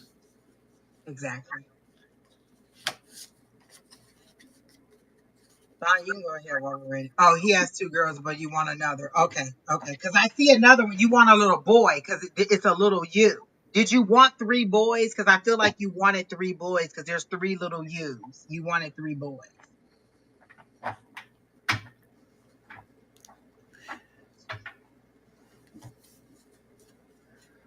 Like mini-me's, little mini-me's. Exactly. They're showing little photocopies of him, and it seems like he wanted three because he wants somebody he can kind of roughhouse with or do sports with and things like that. Boys. Okay, yeah. I see it. Okay. Dimitri, it's interesting because I feel like you came through something recently, and it was not an easy cycle that you went through. But you're over it, which is kind of, I mean, you're not over you're not over the impact of it. You're over the cycle. Okay, so I think the cycle has come to an end, but you had a rough time, and it even made you question your faith. I mean, you really went deep. This kind of cut deep, you know. And again, this is the Ten of Swords, so it shows this card is very clearly showing, you know, how the it's interesting because when I see this card, I think about the pain and so forth that is evoking that you've come through, but it's also like a celebration, like candles, and it's kind of like showing you a celebration that it's over. So I get the feeling like you've come through some really rough stuff, but you rose above, which is wonderful. Okay, and I think that is why Angie's getting that celebration card, which is what I'm getting. And get out there and just kind of give yourself sow some oats, kind of get out there and be free and to enjoy life a little bit, because again, you're in a better place than you've been in a long time. And again, you have overcome this crisis period, this time of real struggle, and I'm not saying it's a world of difference right now, but it's so much better than it was. I'll put it that way. And you still have some healing to do. You've got to get beyond you got to get beyond when I say that, I mean the emotional side. You've got to get beyond the emotional damage that came with it too, because you're carrying that baggage with you, and it doesn't help you. It doesn't serve you well. So make sure again that you take the strength that you have and move yourself forward. Don't get dwelling in it. And again, find what aligns with you. Make sure that you're again having with that. And there's the Ace of Swords again. So you learned a lesson. You learned a serious damn lesson. And now it's time to put that lesson into practice. And make sure you're finding the balance. Again, remember what you went through. Remember the frustration. Remember that. But also find the balance of what you went through and what you learned, and know that that is now in the past. Okay, so let's shake off what has happened. Let's learn from it, but let's not carry it on with us. Okay, give yourself a break. And that's why Angie's card and my card was a celebration card. It was like, get out there and just decompress. Give yourself some time now to enjoy life a little bit, and to be happy with the things that have come your way. Okay, that's what I've got for you, dummy Trey. Kelly Dick says, hey, Kelly Dick's nice to see you in, by the way. I didn't see you in earlier. Nice to see you in. And Kelly says, good news. Excuse me. Don, good news. Not cold here anymore. 41 degrees Celsius today. And same for tomorrow. Freezing or heat wave. Absolutely. She gets like below zero. And now she's 41 above. And this is Celsius, which means it's hotter than that. Dimitri, are you not married? Because I don't feel like you have a spouse, but you're seeking one, but you're very particular about it. And it's not a bad thing. You're just very particular. Like maybe this is your second marriage, or this is like, you want this to be long term and you're very particular about what you want that person to be. So are you not married and you're looking for a wife, or you're looking for a spouse? Is that true? 'Cause they don't show me you as a couple. They show me you as a um as a person seeking. Yes, you are married. I don't even remember the question. So I don't know what the yes is. Oh, it's true. Well, I still don't know what that means, Dimitri. Yes, you are seeking a spouse, and you are very particular about it. You'll find her. No, you're not married. Okay, cool. Because they show me you seeking somebody, and you want more of a gentle person, because you're the alpha. You're definitely the man of the house. You want to make the decisions. You want everything, but you're a provider too. So you're not like authoritarian or like a dictator. You really want to provide, and you want her to be a little bit more gentle, and you kind of want her to be a homemaker. Like she can work, but you really want her to be more submissive to you in that way, but not in a douchey kind of way, not in a like you do what I say kind of way. You just really want to provide for your family in that way. And I do see someone coming. She has longer dark hair. She's more of a brown person. She's not really like she's a more brown skinned person. She's shorter than you, but she's very loving. And she may be, are you in your 30s? Because they're showing me that maybe she's in her 30s or so, or maybe she's younger than you, but she is coming. But again, that's going to be you out and about exploring. And why are they showing me like Carolinas, North Carolina? They're showing me all this lush green grass. So is it North Carolina or is it Colorado? They're showing me all this green grass. So are you on that area of the Carolinas, or is that where you have family or where you're trying to go?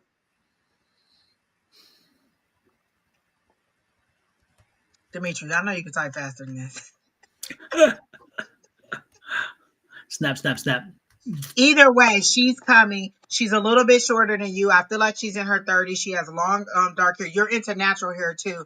But I feel like she'll have natural hair because that's something that you like. She'll be that gentle spirit that you like. She'll be a homemaker. But she also will be a go-getter. Like she won't try to outshine you, but she will be a support to you in the way that you want her to be. And just be open to that. So, and it seems like it'll be rather quickly. It doesn't seem like it'll be too long of a courtship. Maybe 2025 is where you'll kind of solidify it, either get engaged or get married, but it is coming. And I do see the little boy, maybe even two more little boys. Okay. So there you go. And was the previous drama all the stuff that was just again the how you went through the difficult time? Was that also because of a of a mother of the one of the kids, or again, it is a girlfriend situation that put you in that situation? Because I'm picking up that was the energy is connected to that. Then that's why so much you need to let it go and release it, because you're going to carry that to your next relationship if you're not careful. Yeah, Is and why that he's so particular. He wants yes? nothing like what he had. He wants to be totally different. Like I feel like the previous person may have been very social, like on social media, a little bit chatty Cathy, and very out there. And he wants a little bit more privacy and intimacy. Mm-hmm. Yeah. So again, make sure that you find the release to let it drop. Yeah, the mother of my two. Yeah, exactly. That's the energy I was picking up too. Yep, yep. Hey, But Demetri, don't you got bring an that. older brother? Don't don't Demetri, bring you got that. an older brother who is past this childbearing. Lord have mercy. This is the dating game here. Ms. Linda says, just put what you want out into the universe. Absolutely. He has, it is coming, but they want you to get over that little, like, kind of move past it and be ready for it. Like, are you open to it? Like, if they sent that person to you, would you be ready for it? So what they're trying to tell you is prepare. She's coming, but you have to be a little less rigid and a little bit more open to love. Absolutely. Affirmations do work. Absolutely. Absolutely. Well, good luck, Dimitri. Come back and let us know how it goes. And Yes, look, indeed. we like to be invited to weddings. I've not been to the Carolinas, so go ahead and invite us to the wedding. Exactly. You can pay Miss Angie's trip and she can be in the wedding. Because, Well, free trips are not a I'm bad thing. auntie status. I'm gonna be the person in the audience or at the reception with the drink all the time. Exactly. I love that. Yes, indeed. Yes, indeed. Sin or Scene says, "How do you control your negative thoughts lately? I've been nonstop affirmations. Child, have you not even listened to me for the Affirmations. last Let week? me tell Send, you. come on. Every single night because I was having a hard time staying focused or believing in the things that they were telling us. One, get this book that Don has up here about affirmations, but also I have a playlist, and I tell you this all the time. I have an 8-hour playlist on YouTube that is nothing but positive affirmations. I listen to it as I go to sleep, so when I wake up in the morning, I'm in a totally different mood. I wake up in a positive mood because all night all I've heard is you're great, you're beautiful, you're amazing, you are powerful, you are a millionaire. You are loved. The universe has your back. The universe will give you anything you want. I listen to that over and over and over and over again all night while I'm sleeping. If during the day I'm having a bad day, I repeat my affirmations that Don gave us or that Don created, and I just repeat it over and over and over like a mantra until that thought passes. Or I listen to something funny. Laughter is very good at helping you to raise your vibration if you're in a lower state. Sometimes we can't do it by ourselves, so we have to find the things that make us happy. Candy makes me happy, although that's not good for the waistline. But comedy is good for the waistline because you're laughing, you're getting that, you're exercising those muscles, and you're twofold. So find something funny, find you an affirmation. If you get Don's book, then he'll help you to create your own affirmation, or you can use the affirmation that we use. I believe in infinite abundance. I am grateful that all my wants and needs are always met, or some derivative of that. And I say it over and over every single day. Over and over and over. If I'm having a bad day, like say I get out of a meeting and this person has made me want to snatch him through that screen, I just start repeating. I just start repeating and repeating and repeating until my mood is changed. I'm at a higher vibration, and I'm no longer angry. I'm no longer in those negative thoughts. So you have to reprogram yourself. Just like you got programmed into those negative thoughts, you have to reprogram yourself into something else. And Don's book gives you every single thing that you need to know about it. The neuroplasticity, the how to create the affirmations, how affirmations work, how to create your own. Like every single thing that you need, Don's book. And I'm not just saying it because I know Don. I bought the book, but before he even wrote the book, I listened to it and took a chance on what he was saying, and it worked, and it's continued to work. And that's the only thing that I can tell you is affirmations, affirmations, affirmation, reprogramming your mind to get out of that negative state.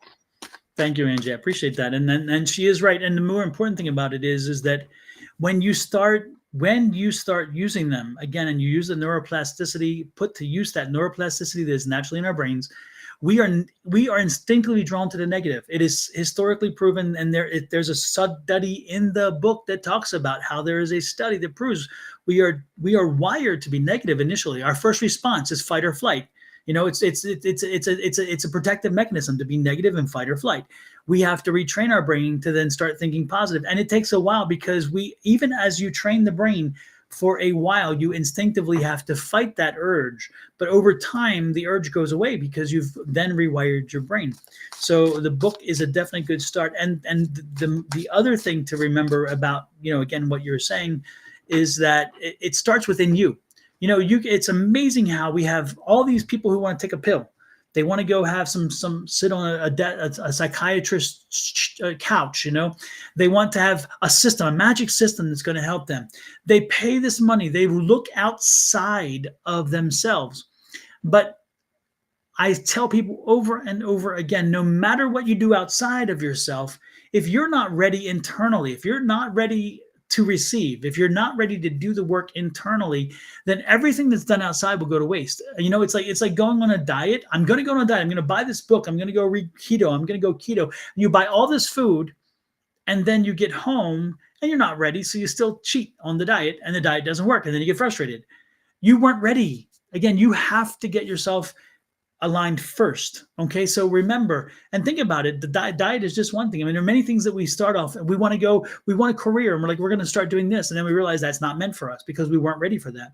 Many, many things in your life, again, the outside stimuli is wonderful. And I'm not saying don't use it, but what I'm saying, before you go there, go here. Go to your inner god and goddess. And I always say, even men have the inner goddess. There is no inner god in that sense. It's all inner goddess. Go into that inner goddess and make sure that that inner goddess is well, that it is nourished, that it is being listened to, and that you're helping to work with it to create the person that you want to be, that whole healthy individual.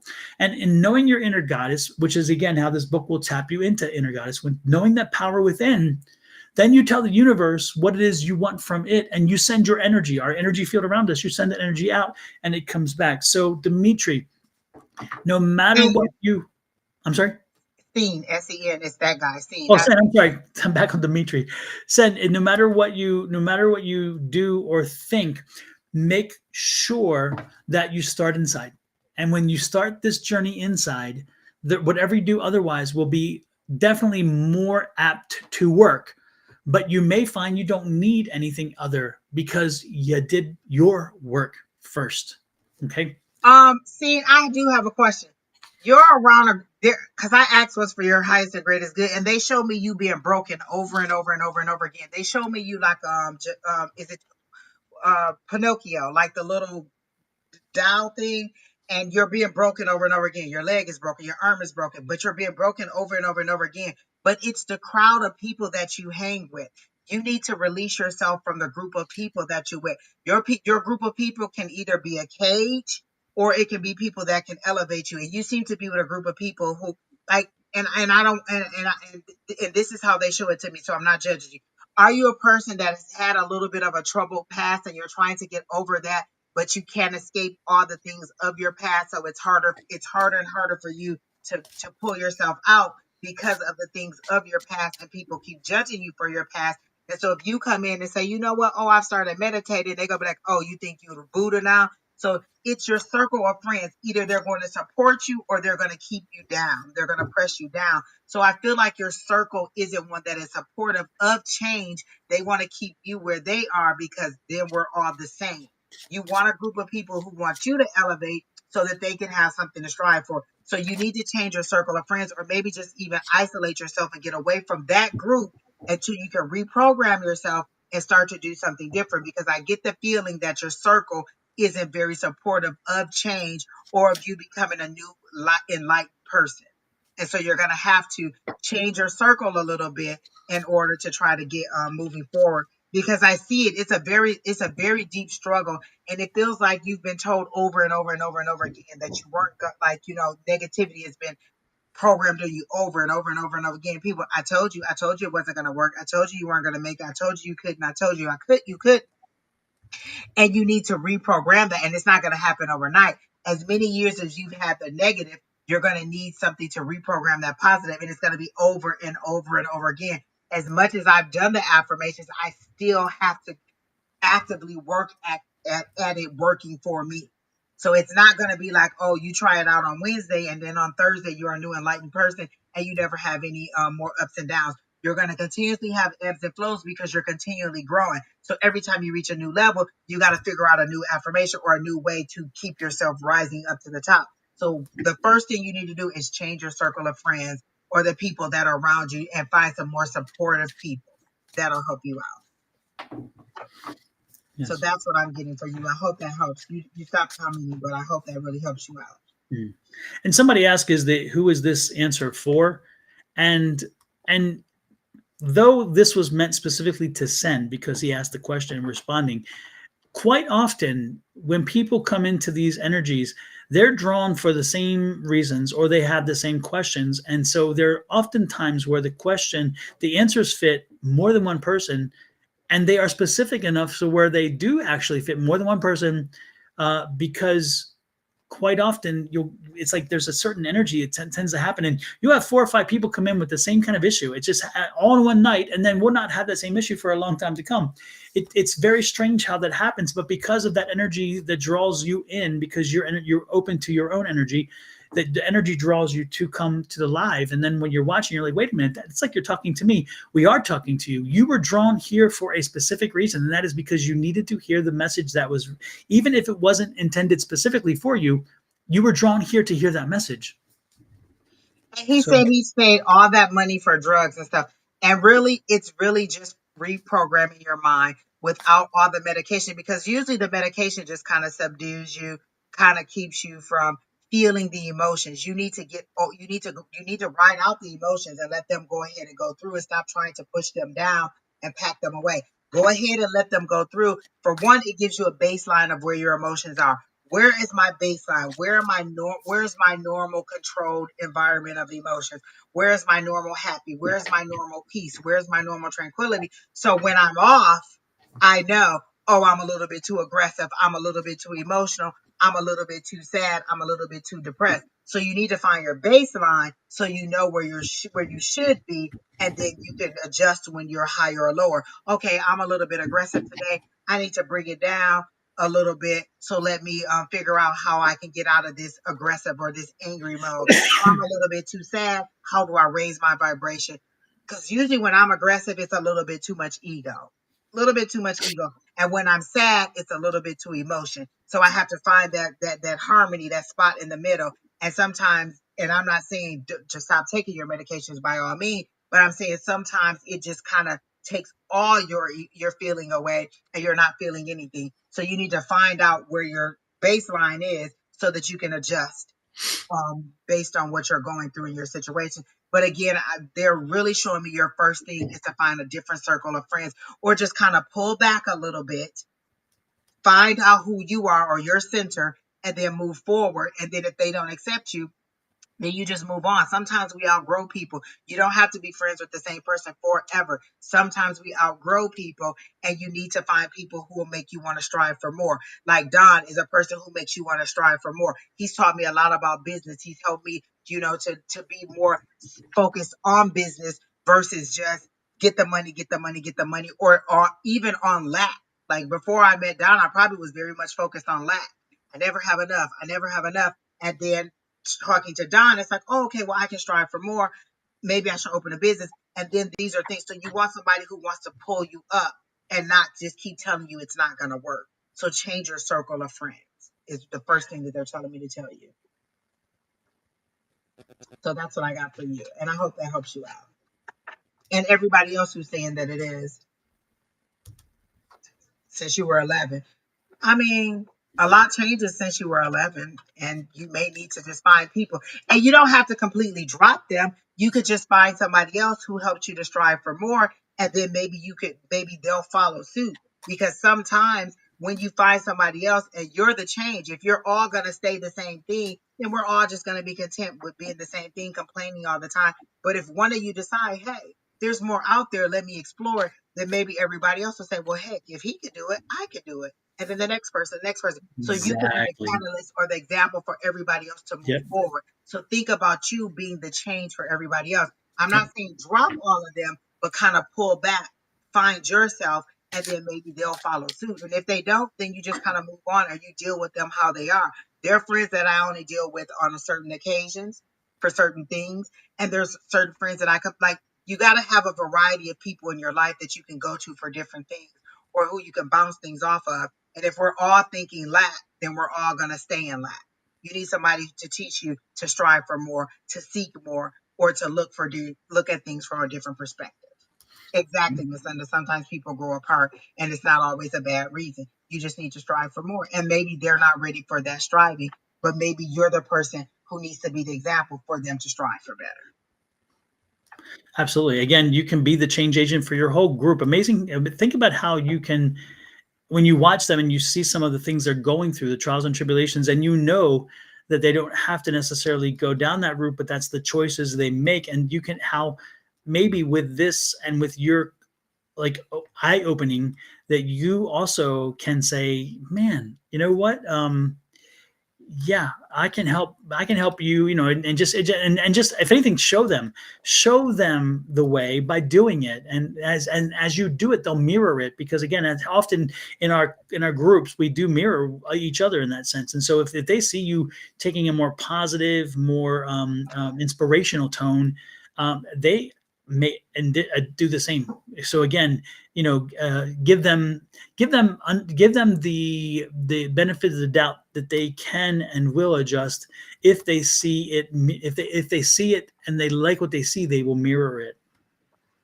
One of the greatest compliments I ever got was from my brother, and we all grew up in the same household. My mom, education was very important, and my brother told me this later after I went to college. He said, had you stayed home and just had babies and not done anything with your life, we probably would have done the same thing, because you left and went away. You gave us something. You gave us an example of something else to follow.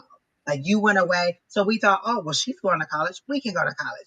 Like, so just that one little decision that I made, and everybody else made the decision too. And I'm not saying that the rest of them wouldn't have come to that decision on their own, but he's my baby brother. And this was his affirmation to me. This was him telling me that because you didn't just stay home and just get pregnant and just have kids and just do nothing, you gave us something to strive for, to look forward to. So you were an example of something that needed to be done. And so I did that too. And so we all went to college. We all moved away. We all did, made better for ourselves and for our children. So be that catalyst, be that change that everybody else is like, oh, well, she can do it, I could do it too.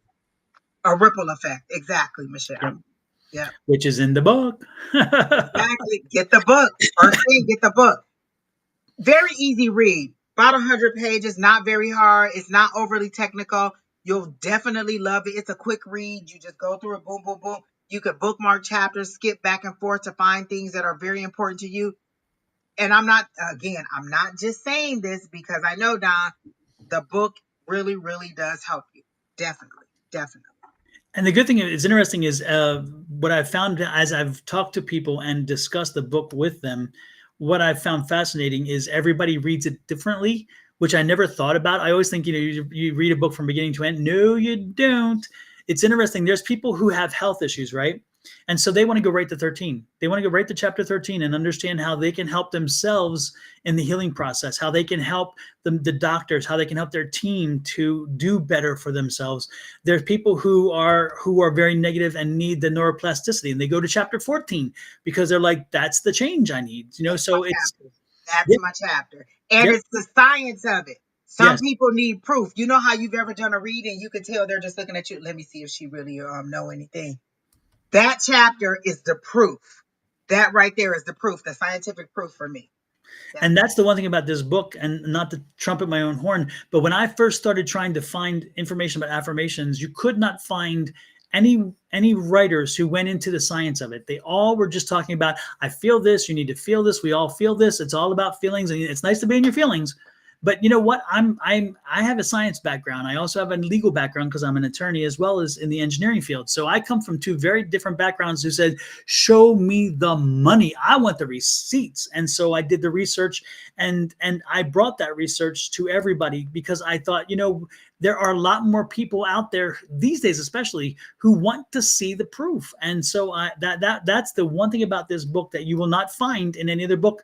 And I've done the research. I tell you, there are not a lot of books written about how affirmations work. There's a lot about these are the affirmations and this is how but not a lot that gets into detail, and very few. And when they do, they don't go that deep. And I actually bring in university studies. I bring in institutions who did the research trying to disprove that they work. But it's not heavy, y'all. It's not heavy. Exactly. Don't get sidetracked by him saying he brought his. It's not heavy. The chapters are very easy read. They're very short. They're very succinct. They give you good information, and you just need to believe enough to actually try it. Listen, Yes. when I first tried the affirmations, I was not 100% in believing that it was coming. I believed enough to try it. So believe enough to buy the book. Believe enough to try it. And once you try it and you amaze yourself, you're like, holy cow, I'm all in it to win. Believe enough to try it. And Angie did what I suggest in the book is incremental. Try a small wins. Try something small and insignificant to give you confidence that it works, and then go bigger and go bigger and go bigger until because again, sometimes we need the proof. And so do a little one, and then, okay, that worked. Let me try a bigger one and a bigger one. And then if it doesn't work, ask yourself what's missing in the affirmation. And this is the other thing about affirmations. It's got to be personal. It's got to be positive. It has to be present tense of the success. Again, when you succeeded, what does that look like? And it has to be specific. And if you miss one of those four, then you have a probability that it won't work as well. And so again, specifically ask what you want for. Make sure it is your affirmation and it's toned to you. Make sure it is present tense, and make sure that I have to tell you this because I have to tell you that my next. Okay, so the first amount of money I needed was around $500, and both times it had to do with my son and paying his bill. So the next time I used it, I got 10 times more. First time I needed 500, the next time he got 5,000. So see how exponentially it went with me just believing that one time I got it was like 400 something dollars, but $500 is what I needed. So I did it again, needed 5,000. He got a 5,000. Look, I'm going for 50,000. That's my next bet down. I just need 50,000. yeah. I'm gonna pop it up every time. So I got the 500. I got the 5,000. I need that 50,000. Come on now, bring me that 50,000, people. That'll cover that year of college. Yes, indeed. It'll keep coming. And again, it was indirectly for me. Like I needed to pay his tuition, but it was for my son to pay his tuition. And I just put it out there, and each time it came. So my next one, I need 50,000. And universe, I need that for me. I need that 50,000 for me. I'm giving him his money. I need 50,000 for me. Yes, absolutely. Miss Linda, yes, indeed, birthday girl. We can draw a card for you. Absolutely. All right, so let's see what we got with Miss Linda. For those of you who are not the usuals that pop in, Miss Linda is like the mother of our soul tribe. She is like the spirit energy. And so and today is her birthday. So when we talk to Miss Linda, it's because she's adorable and we know her and we love her. Miss Linda, I know that you're a big traveler of the United States, like you travel around. Are you trying to leave the country and go somewhere? Because I see you trying to expand and go somewhere else. Like, are you trying to get out of the country and go somewhere? Depends on what happens in November. In November, she's going somewhere? On election day. Oh Lord. Well, don't worry, I won't get into politics, but I just thought that was perfect. See that she's trying. Exactly. I see Miss Linda try. You just got your passport. Oh my gosh! Because they showed me you going out of the country somewhere else, but I feel like you're gonna go alone. You're like, screw this. I don't have to wait for anybody. I'm just gonna go alone, or I'm just gonna go. And I see you going someplace. It seems to be a little bit cool. Are you thinking about Scotland? Is that what I'm saying? Because it seems also a moist place. Like there's moisture in the air, so I feel like it's gonna be a little cooler time of the year. Are you thinking of a cruise, like an international cruise or something? I see you going somewhere and come together and give you this. Your mic is going in and out again, unfortunately, Angie. Oh, can you hear me now? Yep, now you're good. Okay. So if they were showing me that, hopefully I'm back, Miss Linda. That was a little bit cooler. It was a lot of green. Yeah. No, but then I I heard the don't no. We got the no. know. I don't know. It's not even showing me that I'm buffering at this time. That's So crazy, I don't right? know. Lord have mercy. Okay. All right. So hopefully that works. Let me make sure I closed all the other ones. Okay. Me and Restream are working on this later. But I heard that like they showed me you going out of the country. It's a really green place and it's moist. Like there's moisture in the air, so it's a Four Seasons place. Um, it's a cooler time of the year, and I feel like you're going by yourself, but you're enjoying it, and it's a lot of food. Like you're enjoying the food of where you're going, but you're happy and you're joyous and you're just having a good time. Is how they're showing it to me. Like you don't have a care in the world. It's a short trip, like maybe 3 days, and then maybe you do a little bit longer. But like your first trip, I feel like it's going to be like 3 days or so, and then a longer trip and a longer trip. But you're going to end up just traveling. And I do see a cruise because I see you on the water. But again, it's winter when you go, so I see it being a cooler time of the year. So maybe later in the year or early at the beginning of the year is when you go and do these things. So that's what I saw. I got the Nine of Pentacles, and the Nine of Pentacles is you're being drawn to this trip. This is again, this is you're for some reason Spirit has been drawing you to this trip. So I can see that you're definitely going to take the trip. I do get some hesitation from you though, because I'm picking up the Devil card and that Devil card energy. And so I'm getting some.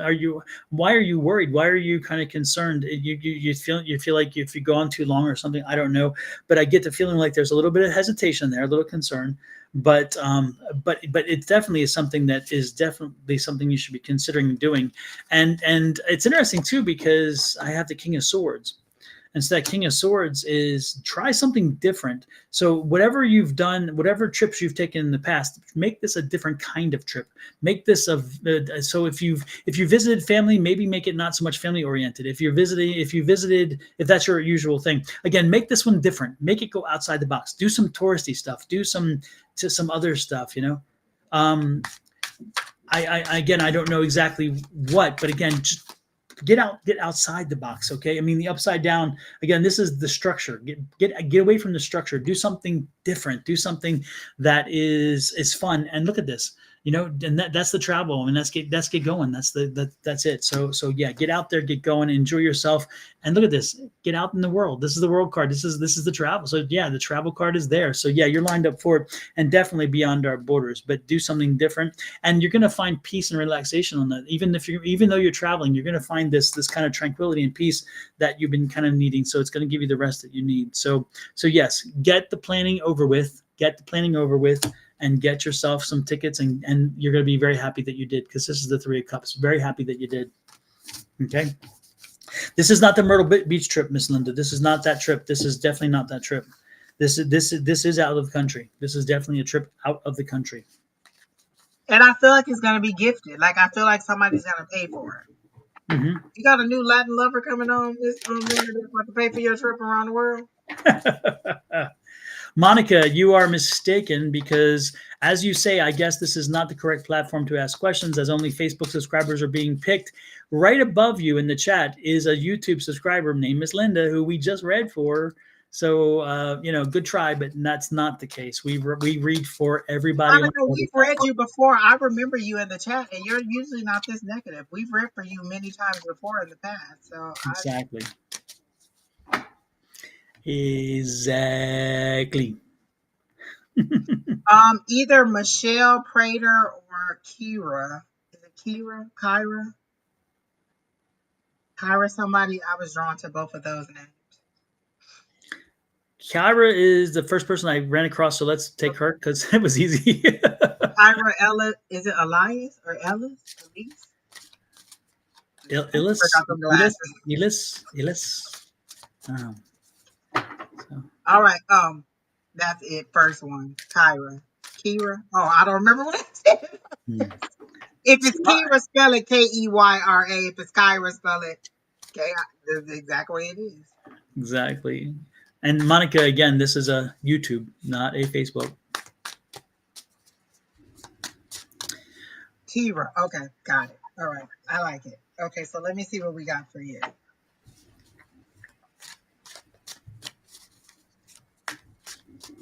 Are you trying to get rid of somebody in your life? Because I keep hearing "go on, Sonny" or "go on, boy." Like you're trying to get rid of somebody, like boy, Mm. bye. Like you want somebody to get out of your life. You're trying to dismiss somebody who won't go away. But I feel like they haven't been appreciative of you. And now that you're done with them, they're trying to crawl their way back. And you're like, nope, I'm over it. I'm ready to move on. I don't feel like you have somebody new, but you want your 10 of cups, and this person isn't your 10 of cups. And so you're trying to get rid of this person, but they're just kind of nipping at your heels and not trying to get away. But you're trying to get rid of this person and they won't go away. Um, you're very firm in that you don't want them because they pretty much blew their chance with you. But gosh, you got two tens. You got the 10 of cups and the 10 of pentacles. So good stuff is coming for you. Both tens came out for you. So wish fulfillment and good money or good blessings coming your way. You just kind of gotta get over this person and focus on something else. It is a little bit heartbreaking for you, but you're ready to move on and get rid of this person so that you can find a new love and focus on career. Is that what you're trying to focus on, career? Are you a younger person? You seem a little bit young to me, like maybe your late 20s, in your 20s or 30s. You seem a little bit young to me. Oh, it's been hard to move on. Okay, cool. All right. So they're showing me that this person needs to be moved on. And that's how they showed me the nine of swords, and I put it back in there because I thought that you shouldn't. But then you know what came up? That eight of cups. You need to just go ahead and move on and let it go. It is painful, but if you focus on moving forward, success and achievement is coming your way. You're trying to get focused on your career, and that's where you need to go. That's where your Mhm. focus needs to be. It'll help you get over this love, and it'll give you the accomplishments that you need in order to be proud of yourself. You're a little bit hard on yourself right now. You're in your late 30s. Oh, because they showed me you younger. Look, that's younger to me because I'm in my late 40s. So that is younger. But they're showing me you needing to focus more on your career, and that'll get you out of this mindset of missing this love person. And once you do that, it'll kind of amp it up and you'll move up in your career because you're a little bit stagnant there too. You were so focused on making this relationship work that you kind of let everything else kind of just be if it ain't broke, don't fix it. And they're saying it's not broke, but it's also not going to get you to the next level that you're trying to strive to. And you're trying to save money. Are you trying to get a new car or a big truck or something? They showed me a big vehicle. Or is this a moving truck? Like you're saving to do something. It's either to purchase a new truck or to move someplace because they keep showing me a big truck. And so what I thought was a big SUV may be a moving truck. So are you trying to move?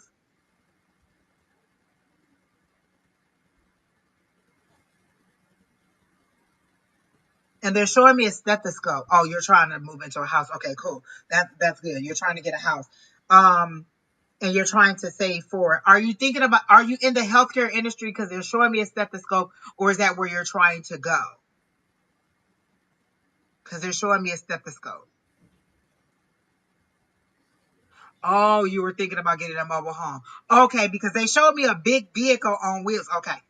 The mobile home, no. You want something else. Um, you do work in disability. Okay.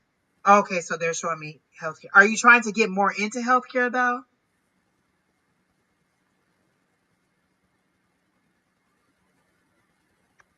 because they're showing me the stethoscope, but that could be doing with the disability. You're ready to advance, and you haven't been focused on it. So if you pay a little bit more attention, you'll advance and you'll become up to the next level. So it's time to start climbing the career ladder so that you can start accomplishing some of those things that you want to get the house or to get the car.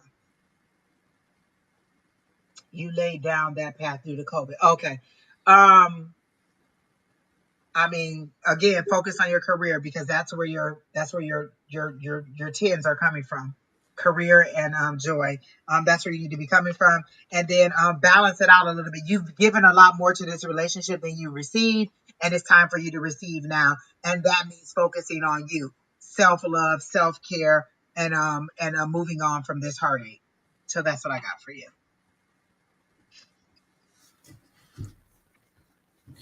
Kara, I tried connecting with your energy, and for some reason, it just isn't there with me. I don't know why, and I don't think it's not necessarily you. It's just that for some reason our vibrational levels or something is just not right. And as I shuffled the cards and I drew the cards made absolutely no sense. And when that happens, because again, when the cards are very clear, and when the cards have a message, they're very clear. When the cards do not have a message, usually you can tell that there's something going on. Now, then after that, I tried doing a psychic hit on you. I tried seeing if I could get something psychically, and that did not work as well. And so, Kira, I will make you a promise that if you come, when you come, when you, not if, when, when you come back in the next time, remind me of this conversation. Remind me that I did not read you. I do tend to remember those, by the way, and I don't forget those easily. And I will try to read you again. But unfortunately, tonight, I don't have. The energy is not there with you. I don't know why. We're just not connecting. I don't know, and I don't know if it's anxiety on your part or on my part, or there again, it could be a level thing. I don't know. So, and I will not give you bullshit. I will not fill your head with stuff that doesn't exist because that's not. My integrity is important to me. My reputation is important to me. So if I don't pick up something, I will not give it to you. I will not do that. So again, I would love to be able to give you a reading, but I cannot do that because the energy is not there for our connection tonight. And again, don't take it personally. It's not about you. It's about just the connection that we have. And I will fulfill that promise down the road. I promise you. And I think Angie will tell you, there's times where I've done that and the person comes the next time and boom. Sometimes it's amazing. The last person I did that with, the next time they came in, two of their relatives came in for a mediumship hit, not just a reading, but a mediumship hit. And I'm like, okay, patience, because the woman was there, and then this man come rolling in, and he took control. And I'm like, you need to chill out because I'm talking to her. So I'm not promising mediumship hit. I'm just telling you that energy. That's one thing we're not going to do. We're not going to lie to you and tell you something that's not true. Yep. And again, the one thing they keep telling me to tell you to focus on, career, career, career. You need to tune in more to your career. And once you do that, listen, I had a situation where I was like, look, my guys kept telling me to wait. And I said, well, how do I wait productively? When I say they amped up my work life so fast, I mean, I was exhausted at the end of the day. I couldn't think about my heartache or the things that I was having because I was mentally exhausted from being so revved up and so active in work. And so I said, how do I wait productively? And boy, did they show me how to wait productively. They amped up their career, and I was just like zip, zip, zip, zip, zip, zip, doing stuff. And so that's what it is. You need to change your focus in order for you to get over this. You know how sometimes they tell you in order to get over one man, get under a new man. Well, your focus is to get under your career, to pull that career up, and then it'll help you, and you won't be in such a financial situation that you're in because you have great hopes and dreams. You just need to focus on your career so that you can accomplish them without needing that other source of income or that other person over there and be dependent upon them. You kind of want to be a little bit independent because they're showing me the Nine of Pentacles. So work on getting your career focused, and then that'll pull you out of this rut. And then you'll naturally attract someone because your vibration will be high. Like, think about it. Are you ready? Are you dateable right now? If they were to send you your knight in shining armor, your Fabio, would you be ready to date this person, or would you bring them down because you're still lost in the aftermath of this relationship? Be dateable, be open, be ready. Bring to the table the things that you want them to bring to the table so that you're on equal footing. And so if you focus on that, then maybe you'll meet somebody out on your career or out on your job or something like that. But once you change your focus, you're not stuck in the sadness.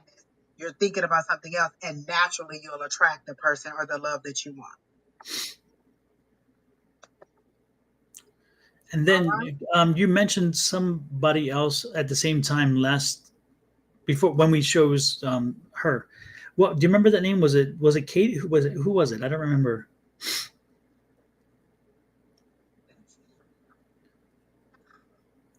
I do not remember. It was Does somebody else out there remember where was we? it that Catherine lady? I don't know It could because I be. went. I didn't go that far down yet. Oh, it was Michelle. Michelle Prater. Michelle, are you That's here, right, Prater? Michelle. Yep, I And if remember now. Michelle isn't here, then I saw Catherine, and then I also and Autumn. I do have something for the Monica lady, but I feel like it's love centered. Okay, so Monica is here. Okay, or Michelle's here. Okay, cool. All right. So let's see what's going on for Michelle.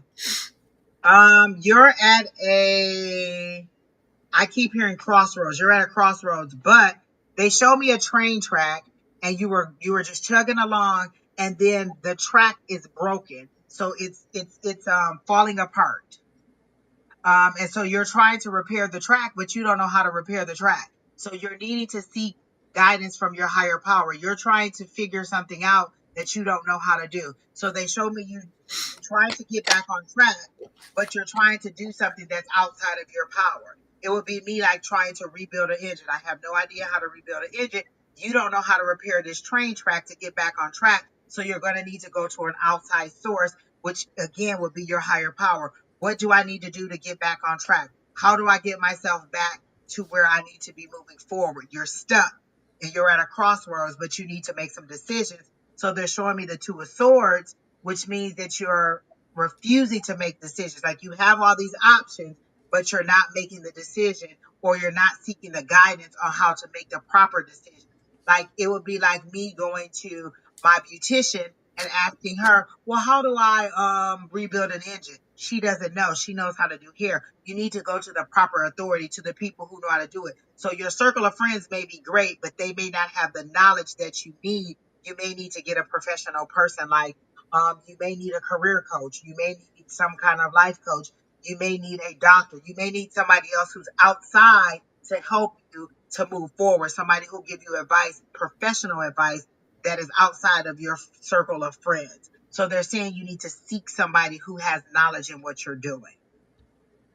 So that's the first thing I got for you, Miss Michelle, is that you need to seek knowledge, but you also, in order for you to get back on track, because there's things that you want to do, you just don't know how to go about getting them done. Like, oh, I want to start a business, but I have no clue about how to start an LLC, or I have no clue about how to, get that started. Again, these are YouTube is a great resource on how to get things done. This chat is a great resource on how to get things done. So the first thing they're asking me is, what is it that you want to do?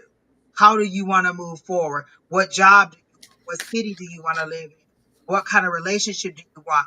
What is it that you want to do? If tomorrow you could get online with your higher power and tell them everything you want, what is it that you want first? Your career, your love, your finances. What is it that you want them to work on first? And how and what is it that you want in each of those fields? So they're showing me like a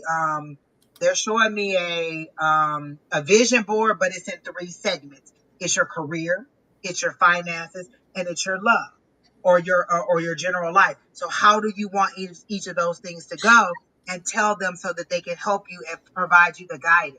If I want to start a new business, or I want to learn how to make money, you know who they sent me? They sent me Don. If I want to find out how to get my healthcare stuff in order, they sent me our good friend Kim Colby. So there's lots of resources they can send you. You just got to tell them what you want, so that they can send you the person who can help you to do the things that you want to do, because you're trying to do it on your own and you're unable to do it. And you just don't know how to do it. Again, decide what it is that you want them to make, and just ask, how do I move forward? What is my next step? Those are all questions. When I'm stuck and I just don't know what to do, I'm like, well, look, I don't know whether I should be concentrating on my career, on getting my son to his next level, on my love life, on my health. I say, what is my next step? And then I allow them to tell me what my next step is. I either dream about it, I see something on TV. So what if you say, what's my next step? And then they show you a commercial for a new career, or a commercial for going back to school, or a commercial for moving to another city. Those are all clues. They're saying don't discount all the things that you're seeing around you because they're trying to help you. You're just not tuning in. Is your grandmother deceased? Because I get an older woman trying to help you from the other side. She feels like she's just shaking you because you're not paying attention. So is your grandmother deceased? I get a female on maybe on your mom's side that is trying to help you and that is trying to guide you, but you're dismissing everything. Are you a baker? Did your grandmother teach you how to cook? Is cooking something that you want to do? Because she's showing me food. She's showing me the kitchen. Like she gave you all these skills and you're not tapping into any of them. Is that true? So are you trying to cook? Yes, yes, you are trying to cook. So it's like she's giving you all these skills and you're not tapping into any of those things. There's a lot of this is a great season to be doing celebrate to be doing like 4th of July is coming up. Recipes online, different cooking, different desserts, different foods, different meals. My mom is a person who loves to cook. So sometimes she'll prepare a big feast and then just sell dinners to people and then she just like she may even provide the dinners to just like local seniors who can't cook. So my mom still can cook. She's about to be 70, so she still can cook. But she has other friends who are a little bit older and they can't cook. So she'll prepare this big meal, give them this huge amount of food for a little price, or they'll say, Miss Connie, can you cook for me? And she'll cook this dinner for them and they'll just pay her for the food. So what is it that you want to do that you're not doing? And your grandmother is like, listen, I taught you better than this. You have more resources than this. You're smarter than this. Why aren't you doing the things that you know how to do? Why are you making money for other people when you could be making money for yourself? She always got frustrated with me because you didn't follow directions. Oh my goodness. And she just wants to shake you like this, baby. She is not happy with you. Is there a dessert or a cake or something that she used to make? Is there something with coconut? What's with the coconut that she used to use? Or is it a German chocolate cake? Is it dessert? Because she's showing me food or dishes that she taught you how to make or that you know how to make. You're just not doing it. She's showing me that you could be making so much money because I just keep hearing the ding, ding, ding, ding of a cash register, but you're not focused on that. You're allergic to coconut. Okay, so she's showing me the coconut. But are you a baker? Is it cooking? Is cooking the thing? I think that was a yes that you gave me. She's tired of you, definitely. She's tired of you ignoring her for one. And for two, not following through. Like you'll get started and you'll get all excited about it, and then you'll psych yourself out and say, no, that's not going to work. Nobody's going to want that. Listen, Fast Food Friday is a staple in my house. You know why? Because I don't want to cook. And so if you're a person that cooks and I can buy my product from you and I know you're consistent with it, I'm going to buy from you. So just go ahead and do what you're supposed to do. Try the cooking out. The 4th of July is about to come up. Cook something and see if it sells. See what the approach is out there for it. But there's lots of different ways that you can make money. You're just not doing it. And I see the Ace of Pentacles for you. That's a new start in making money and an opportunity, but you got to be creative with it. And so you have help, you're just not utilizing it.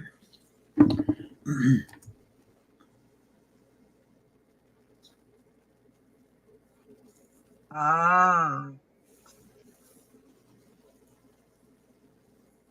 could be, could be why you're not listening. Okay,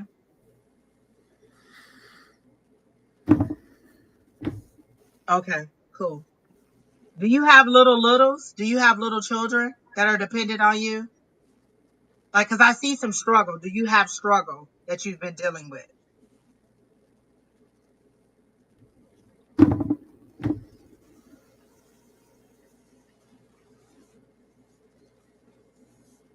She's telling you you need to get your life in order to take care of these kids. She's not happy with the way that you're taking care of the kids either. You have teenagers, okay? So you have three. How many do you have? She's saying that you're not three. Okay. You need to get yourself on track so you could be a better example for them because you're just going to repeat a cycle. they're following you. You know they're watching you, and they're gonna do it. I just gave the example of how my brother said, had I stayed home and done nothing, they could have followed in my footsteps. Be the example that you want them to do. If you were giving advice to your teens, what would you tell them to do? Would you tell them to do the things that you're doing, or would you want them to strive for something more? So be the example to them. So that's what I got for you. Michelle, as I dealt the cards, um, they took me in a different kind of direction, and I don't know if I'm going to talk around. I'm just going to give you some idea, okay? And then but if you should be comfortable with disclosing whatever you think you should or shouldn't. But again, this is a public forum, so be careful and cognizant of that question of that structure, because I don't want you putting your laundry out there, if you know what I'm saying. And so again, so know that, okay. Just say it. And that's what her grandmama said. Just say it. She need to hear it. Your Yeah, grandmama got a switch. She said you need to hear it. yeah. I'm just kind of concerned for you, and there's some energy around you. Again, I'm not laying it directly at your feet only. I'm not saying, but there is an energy around you about a drug issue and relapse, and again, I don't know if it's the boyfriend. I don't know if I don't get a husband energy as much as boyfriend. So I don't know if you're with a boyfriend, not a husband, because I'm getting more of a boyfriend feel or something. In relationship, I'm not saying he's the relapse. I'm just saying the relationship, that because I'm picking up the energy in the relationship itself.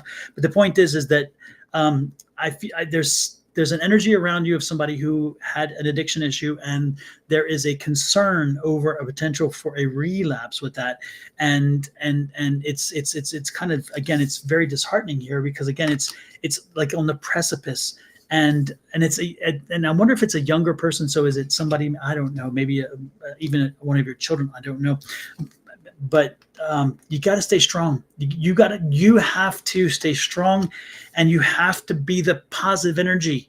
You got to bring the positive energy into the situation to make sure that it does not, that slippery slope does not start, and it doesn't go down there. Okay. So make sure that as you move forward over the next few weeks, because I'm talking as in present, I'm talking now, not talking down the road a little bit. This energy is there. Okay. Okay.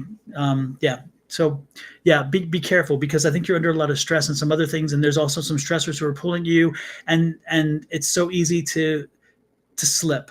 And I don't want you doing that. And I feel the energy is, the alignment right now is leading in that kind of, it's so just take the precautions to ensure that you don't put yourself in a situation where that is readily available, where you're around people who can drive you to that, and where you don't let a lot of pressure push you to the point where you feel like you need something more than what you can bring from yourself. Okay.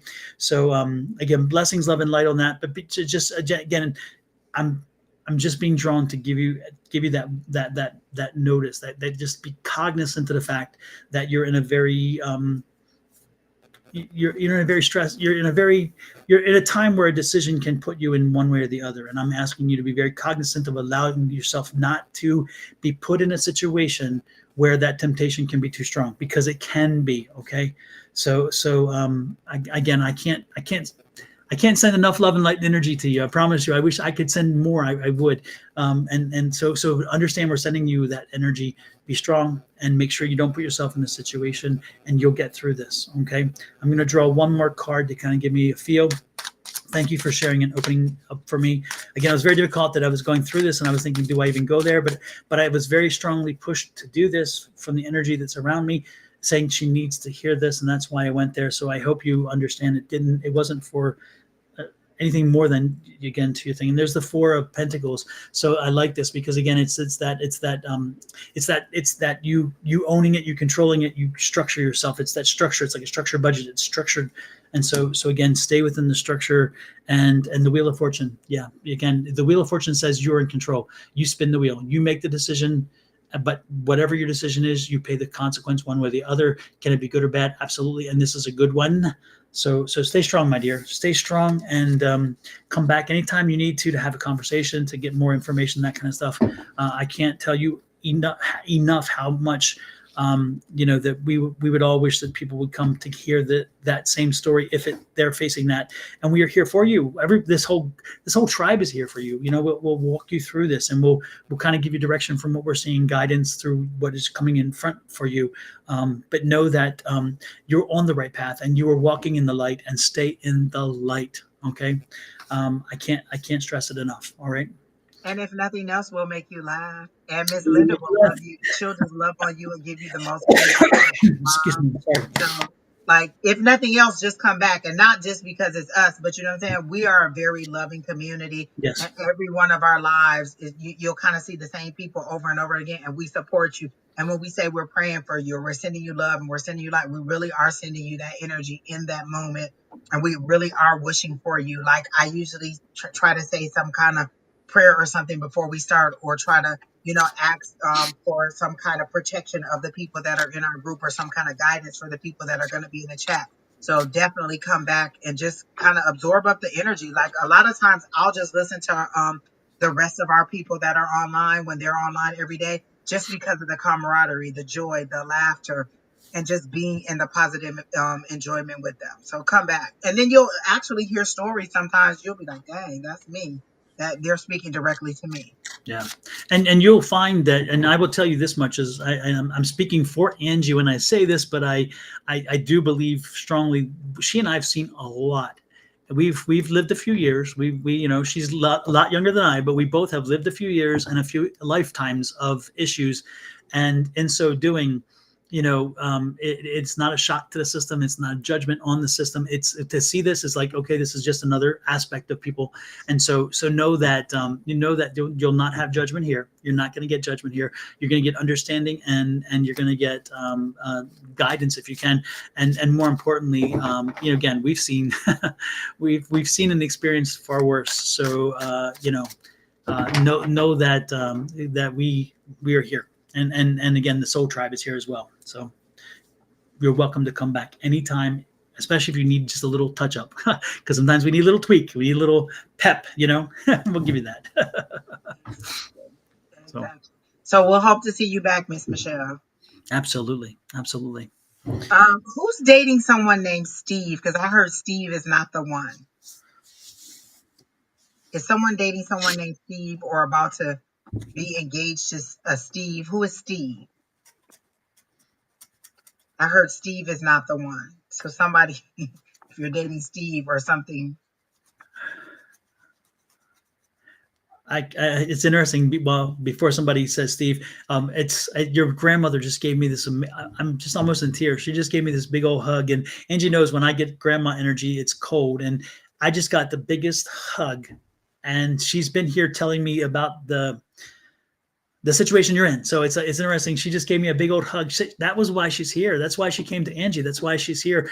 She needed you to know that you got this. You got this. And so, wow, that's like I feel so. And she loves you. Your grandmother loves you. She did. She was frustrated. Like, did she used to pinch you, Michelle? Did your grandmother used to pinch you? Because she's just so frustrated with you right now, because she knows that you are capable. Yeah. She knows that you're capable, but she loves you. Definitely. Did you take her driving? Did you used to take her driving? Because I see her sitting in the passenger side, and I see her kind of sitting in the passenger side and smiling. So did you take her places? Or did you drive her? I know she's a grandmother, and I don't know that relationship with the two of you, but I just see her in a passenger side of a car, and just like with this big smile, and just like, just like she loved being around you, but also I can see you driving her places. And she's showing me that. And how you did that for her. Let me know if that resonates with you, because again, that's an energy. When she hugged me, she showed me that, and she shows me this big smile, and this wonderful, wonderful smile. Wow. Yeah. Is it Lila? Someone named you. So Lila, I saw your name, and I was gonna say let's read her next, and then I heard Steve is not the one. So if you're dating Steve, he's not the one. Are you guys moving into that zone? because it seems like it's moving into that zone where either one of you is fantasizing or thinking about marriage or thinking about what it could be down the line. And I'm getting that Steve is not the one. That's exactly what I heard immediately when I saw your name. And I thought, oh, maybe she could be the next person. Then when I heard it, I was like, well, I don't want to put that on her. Let me ask who's dating someone named Steve. And you're the one saying you're dating Steve. So he's not the one.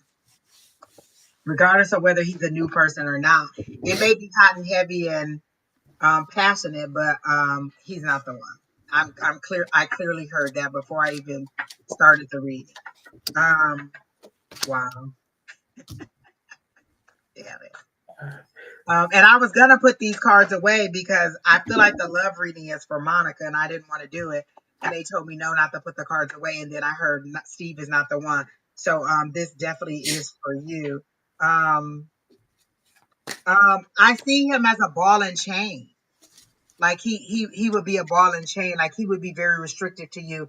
Is he a little bit possessive, or are you seeing that now? Like he's a little bit possessive, or he's a little bit wanting to control everything that you do, or control the decisions that you make, and you're more of a free spirit, and that's just not you. Because this is the card that came out for you. This is how I see you, as this free spirit, just creative, just passionate, just loving, just free flowing, and just wanting to just be who you are. And this person seems to, yes, Lila, we're talking to you.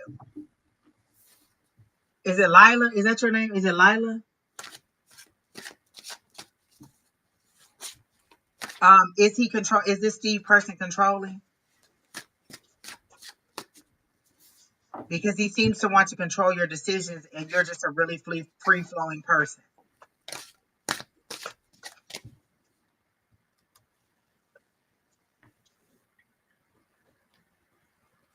Oh, now you're not typing. Well, again, for me, it's a no on the Steve. He's a little bit controlling. You're a little bit too free spirited, and he's going to dampen. He's going to kind of dim your light if you stay with him. And they're saying just move on. You'll find somebody better. Don't settle. That's what I'm getting, is don't settle. Are you a student at this point? Oh, Leah. Oh my goodness. Oh, okay, then that's why it's a no. Then definitely don't do that.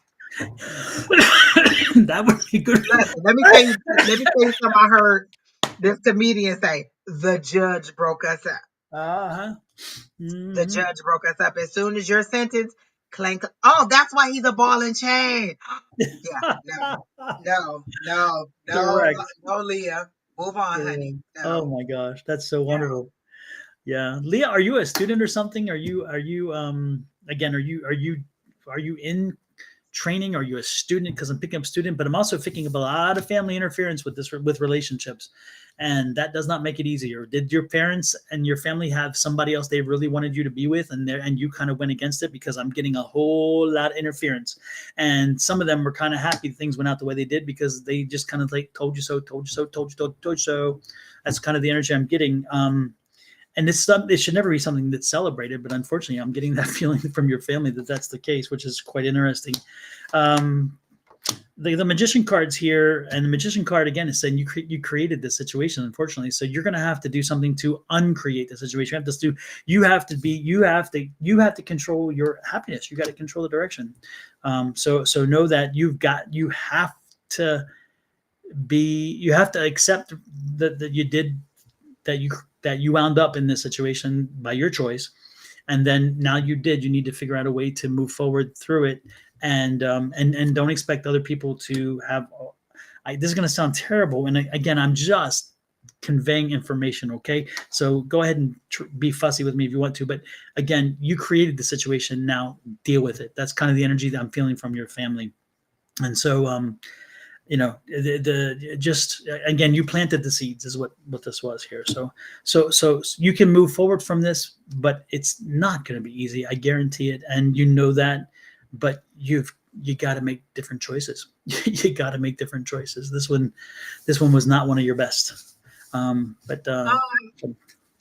you said, that they wanted her to choose somebody else, because I got that Seven of Swords, and I feel like they've been trying to plant the seed of strategically get you away from this person, and nothing that they tried has worked, because you really, really, really want to be with this person to your own detriment.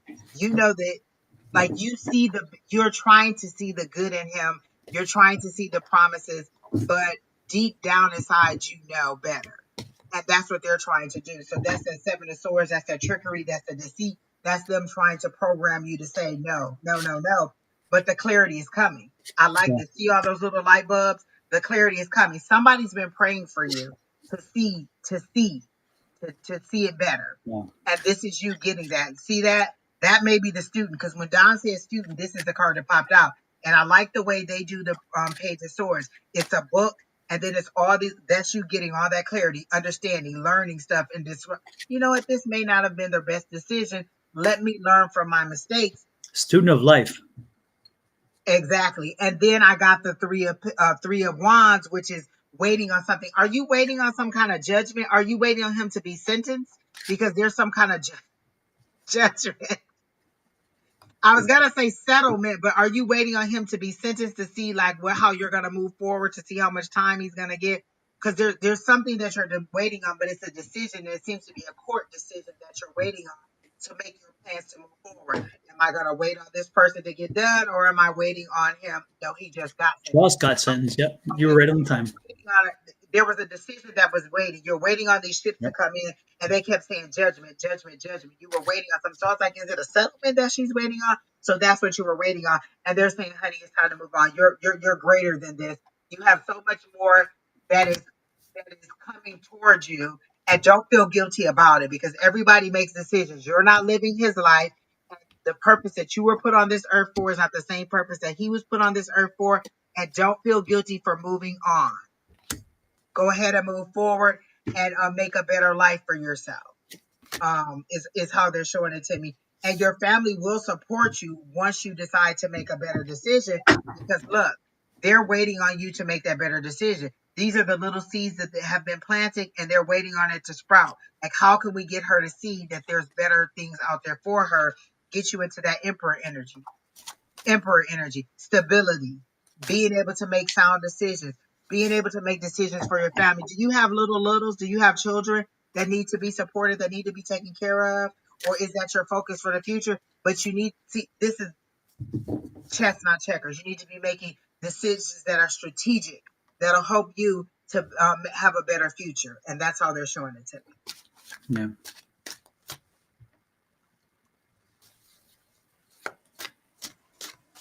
Oh, okay. Oh. Okay. Help me out here. You got a baby daddy who is getting sentenced. You got a boyfriend who has just gotten sentenced. Do you see a pattern? Do you see a pattern? Just throwing it out there. You got to make better choices. So wait, where are you meeting these guys? Are you meeting these people in jail? Because why would you have two that are both along that prison pipeline? You know what I'm saying?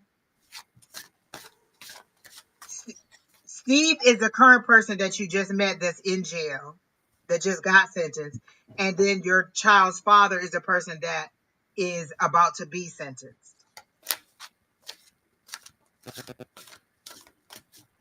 Look at my face. Don't do it. Don't do it with either one of them. Find a different approach. Listen, you know who you need. You need, what was his name from State Farm? What was his name from State Farm? You need a nerdy guy. You need somebody who's a little collared shirt, some little khakis, some nice little Vans. Is it Jake? Jake from State Farm. That's what you need. Somebody who's a little bit more mellow. You seem to like the bad boys, and they're saying change your focus and find somebody who can actually support you, who can actually provide for you, who can actually help you to move forward. You don't have to save anybody. You don't have to see the potential in them. At this age, they should already be established, and you need to find somebody else. You're starting a pattern of things. If this was your child that was doing the same pattern that you were doing, what would you tell them? And it seems that your family is trying to get you out of that cycle, so you're not picking the same type of person over and over and over and over again. Pick somebody different. If this is what you normally get, go for somebody totally different, because you have two that are both going to the same place. Yeah. As Angie said clearly. No, don't do it. No. And It's geez. not a coincidence. It's a pattern, honey. We're doing it over and over and over again. That's not a coincidence. No. That's a pattern. Boom, Yeah. boom, boom. Yeah. Let me lay something for anybody who's sensitive to direct talk. Turn off. Go away. Go away. I don't mind you. You say goodbye. I'll see you next time. I'll see you tomorrow. I'll see you because I'm and if you unfortunately Lila or Leah or whatever, you don't want to hear it, then this is a good time for you to exit as well. But I'm going to tell you this, okay? I'm 60 freaking years old. I've been around a long time, and I have had mess in my life and mess with my in my family, okay? And I'm going to tell you this. When you decided that you put yourself into a thing to get pleasure, so you laid with somebody and you did the dirty nasty, that was for you to have pleasure, and that's wonderful. But once that dirty nasty turned into a life, then your wants, needs, desires, and happiness needs to be put on the shelf a little bit because your children need to be provided for. And am I a little excited? I am, because you know what? You've been told you have the desired draw to these bad guys, and you're not getting it. And your children are having these people come into their lives, and they're temporary. And more importantly, what's going to happen is you're going to take your ass with your children and drag them to court or drag them to prison to visit daddy. What is the message you're sending to them? Are you sending them that in 8 years, 10 years, 12 years, guess what? This is what you are going to get. This is what is expected of you. And you're going to have them now in front of a judge? Are you creating another class of residual criminals because they're being told and seen what it is? And if I'm being hard, I've already told you, turn off. I've already told everybody, turn off if that's what you want, because you need to hear this.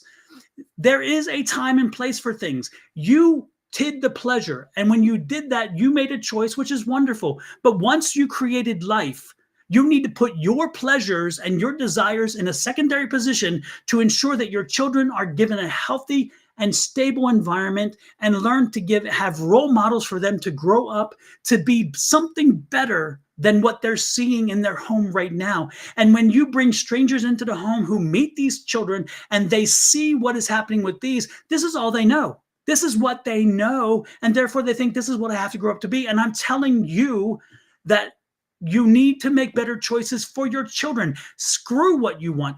I don't give a damn what you want, because you had the opportunity to do what you wanted. But as soon as you started popping out puppies, those puppies now are your responsibility and at a higher responsibility than you. And so, you know what? If it means buckling up and finding a nerdy guy who will help you to raise children properly, and therefore you raise young, progressive, and responsible adults, hell yeah. And then when they're out of the crib and they're gone, then be wild again. But at this point, you've laid with somebody, you did what you wanted to do for pleasure. Now you have to surrender your pleasure to your children. And if that means I'm old fashioned, I don't give a damn. You need to hear this. You need to hear this. And I'll let I it go. like what JoJo said. It's our duty to break the cycles for our children. Going to knowing going to court, seeing somebody go to jail, that's not the cycle that you want them to see and think that's normal. Oh, I've been to the jail before. I've done this before. Break the cycle. Now you have the time. Listen, I hadn't even started your reading, and I heard immediately, Steve is not the one. If your higher power isn't speaking to you, honey, and telling you that you need to change, that I don't know what is. Before I even said your name, I heard Steve is not the one. Your higher power, everybody is praying for you and hoping that you make this better decisions. I feel like you're a really pretty girl, and you just you attract people who are preying on your kindness. And you need to be like, no, you need to be a little bit more discerning in the people that you find and go out and jump outside of the box. Yeah, we all like the bad boys, but look where the bad boys end up. Look how they treat you. Look what what the household you've provided for. Now you need somebody who's a little bit more stable. Maybe you need somebody who's a little bit more kind, somebody who's speaking about career, somebody who's speaking about your future, and not somebody who's speaking about the passions. And let's go out and pop a bottle. Let's go out and go to the club. Let's go buy the new Jordans or new whatever. You need somebody who's more focused on the future and providing a great life for your family, because you want them to see better for you. The things that my son is doing. I worked 3 jobs for my son to pay his tuition so that when he graduated from high school, he would graduate with 2 degrees. That's a sacrifice for him. He's about to go to college. If I have to work 3 jobs still, I'm going to work 3 jobs because I want him to have better. I don't want him to know the struggle that I know. My son has saved every single check that he's made since he started working 2 years ago. He has more money saved. He's in a saving mentality. I broke the cycle. At his age, when I was 18, I spent every dime that I got. Not a single dollar did I keep. He has saved a great deal of money. I changed the program for him. I made it different for him. So that's what your focus has to be. How do I make it better for them? How do I change the program for them? How do they see where I am and want something more? How do they strive for better? How did I provide for better? How do I sacrifice for their greater good and make it better for them so that they can be the next thing that lifts you up? Because I'm hoping that, listen, my son could buy me a house with all this money that I'll spend on him. I want him to know better so that he could do better, so that he could be better. So Yeah. always strive for better. And we're not trying to be mean, but we're saying your higher power is saying Steve is not the one and nobody likes Steve. Or see the pattern that you're creating. You only need one more, you'll have 3 strikes. We don't want you to do that. We want you to find better. We want you to think future forward for the children, providing better, being better, doing better. And your family seems to want the same thing for you. That's why they're praying for you to see it, to see yourself as deserving more, to see your children as deserving more, to know that you can have more, and that you don't just want to consume everything. You want to plan for the future. And I would tell you, you're new here. You're new here. So what I just told you in a more stern way is the reward and the accolades I laid it at Angie's feet of more than 2-3 weeks ago for a few weeks. And when she was talking about her son graduating and graduating with 2 associate degrees in college on the same time he's graduating high school, and she's like, I don't know how I did this. And I keep reminding her, yeah, you did, because you showed him. You didn't have to tell him. Angie showed him that you work for what you need to do. You do what you got to do the work and get it done. And you take care of family. Family is most important. And Angie's family is super tight.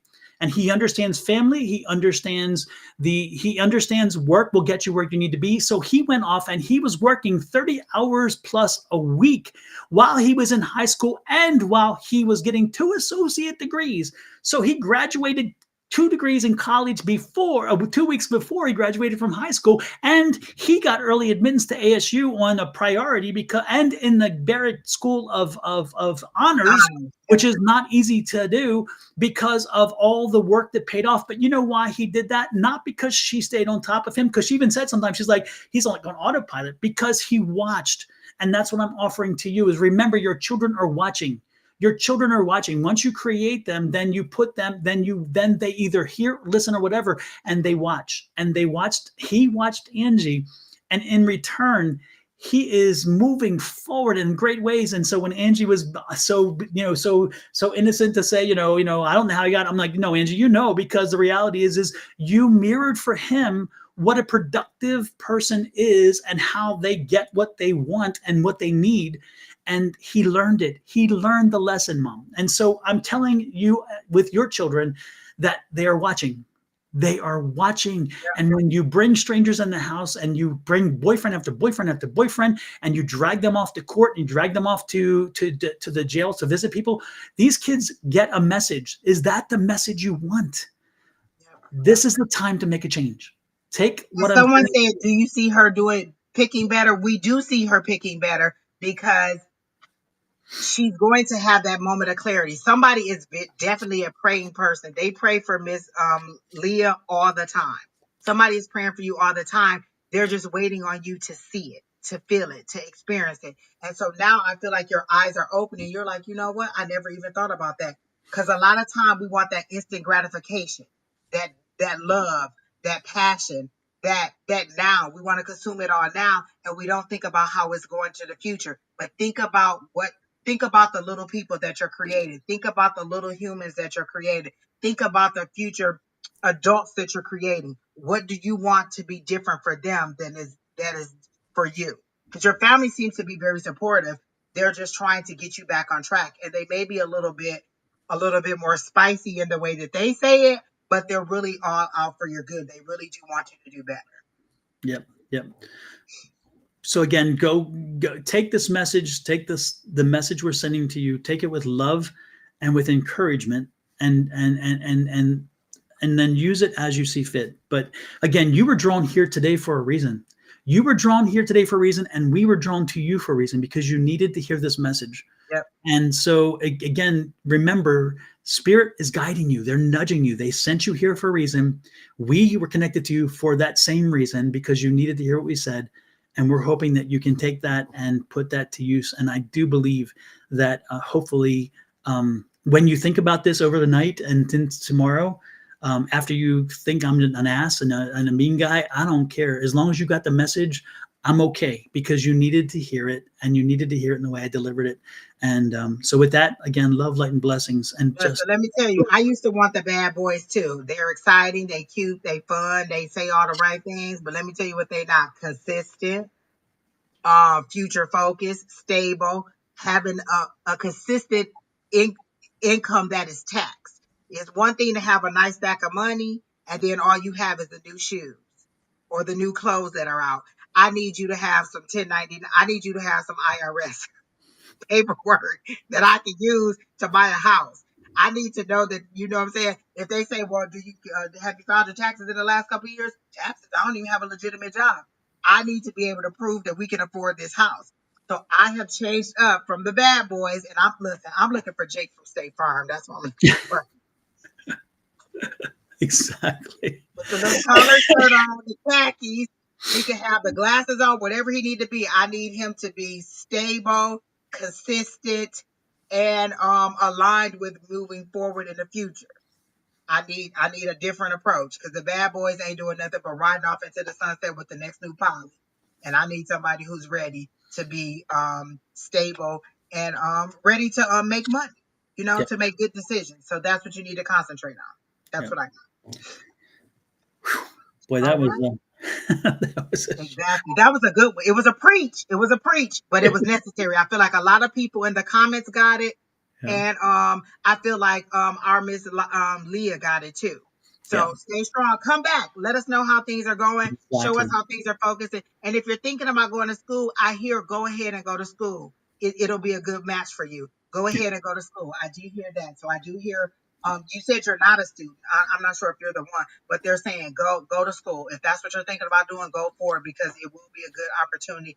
It will be a good change of direction for you. Something solid and something that will give you good focus. So go ahead and go to school if that's what you were thinking about, enrolling in school. They're showing me that it's a good thing. Very much so. All right. Andrew, we have time for one more, and Autumn, I think, is who you called to. All right. Let's go. Autumn. So let's give Autumn a read. Autumn, did you ask for a general?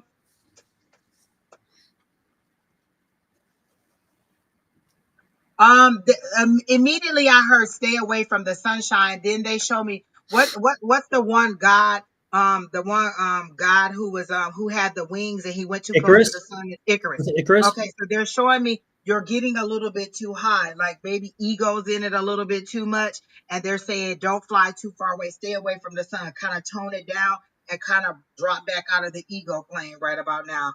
It's how they're showing it to me, and be a little bit more grounded. You need to be a little bit more grounded and a little bit more focused and a little bit more like, I feel like there's people around you who've helped you and supported you to get to where you are.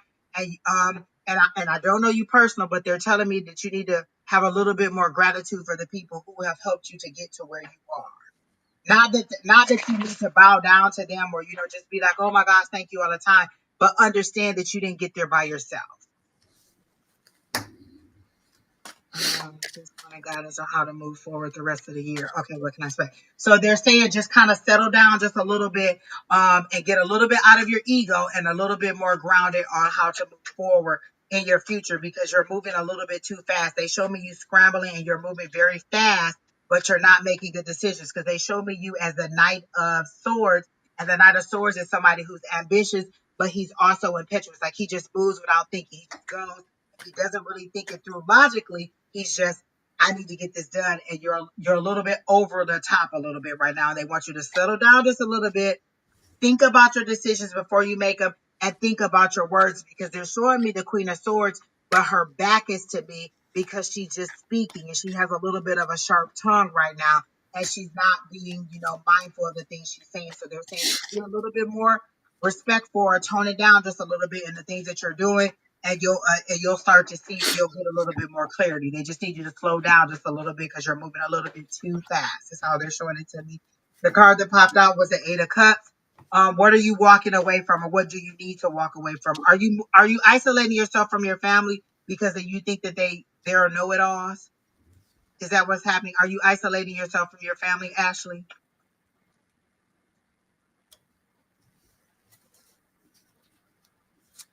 Is that what they're telling me? You're isolating yourself from the family because you think that they're trying to hold you back, but they're not. They're just trying to help you to build a firm foundation. Like, I feel like there's an older gentleman, there's a male in your life that's trying to help you to build a solid foundation, so that it's not like, you build this house and then the whole foundation sinks in, and so you lose everything. They're trying to tell you to make a slow start, to get your foundation right, and to make your decisions so that you're solid.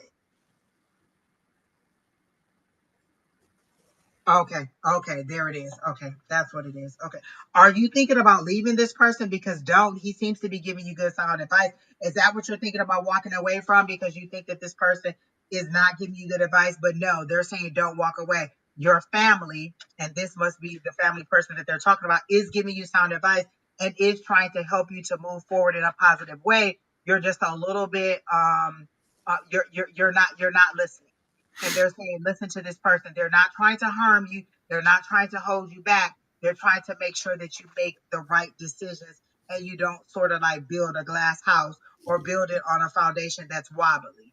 Do everything the right way. Are you trying to go like around the back where kind of like um cut through some things and take a shortcut, and they're trying to tell you the appropriate way to do it? Like, it's kind of like they're showing me how you make like a souffle or something, and if you don't go through every step correctly, it's not going to turn out right and it's going to fall. And so what they're saying is go through it the correct way, take the appropriate steps, and stop trying to do a shortcut and go like, oh, I can do it this way instead. And then you're not happy with the result.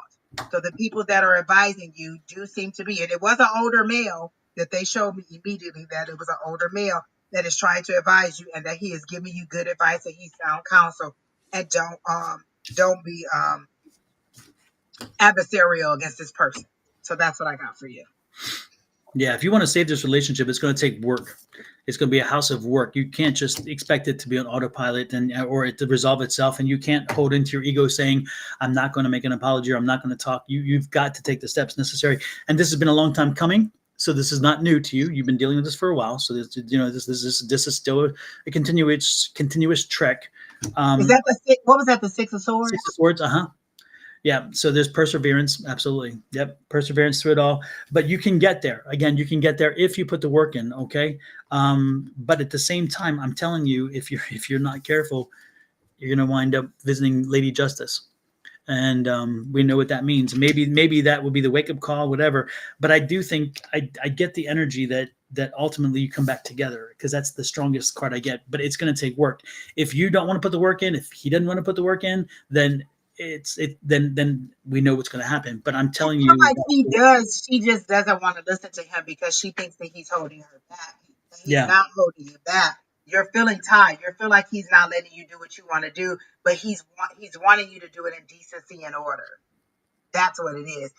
It feels like you've gotten a little bit of success or a little bit of attention, and now you're thinking that he's trying to hold you back. He's not. He's really mhm. trying to make sure things stay like, you're going from the chaos. Like, maybe you have friends that are unmarried and who's telling you what they wouldn't do or what they would do or how they think you should do it, and they don't know because they're not married. For a reason. Hmm. And what they would do in their marriage is not what you would do in your marriage. You made a Absolutely. promise to each other. Focus on that promise to each other. Talk it out. Listen to this person. He seems to be a very loving person, and a person who cares for you deeply and wants the best for you. He adores you because this is Empress energy. This is how he sees you. He adores you. Is how they show it to me. Is that he really does care for you. He thinks you're beautiful. He sees you now the same way that he saw you in the beginning, as this person that he fell in love with. and you're feeling like he's holding you back, and you want to walk away, but they're saying don't. Yeah, put the work in. Put the work in, and you'll see that there is a relationship there that's worth keeping, worth working on, and will benefit you in the long run. And I didn't even put the star card out, but it came out a couple of times. Like, you're hoping that things get back on track, but the easy route is just to walk away. And what you need to do is step back. Stop telling people your business. Don't tell people. I have a friend who tells us all these things about her spouse that are negative. And then when I see this person and they're, and I'm just like, I don't know how to be, because you told me all these negative things. And I think that this person is a horrible person, but you're still with this person. So now I gotta act like everything is okay when you told me all these negative things. So stop telling all your business to people or asking for advice from people. Go to Yeah. your higher power. Talk to each other. Don't put anybody outside of your marriage in your marriage, because they may not know what it is. And so now they're having a negative view of him. And I feel like you guys have had a little bit of struggle.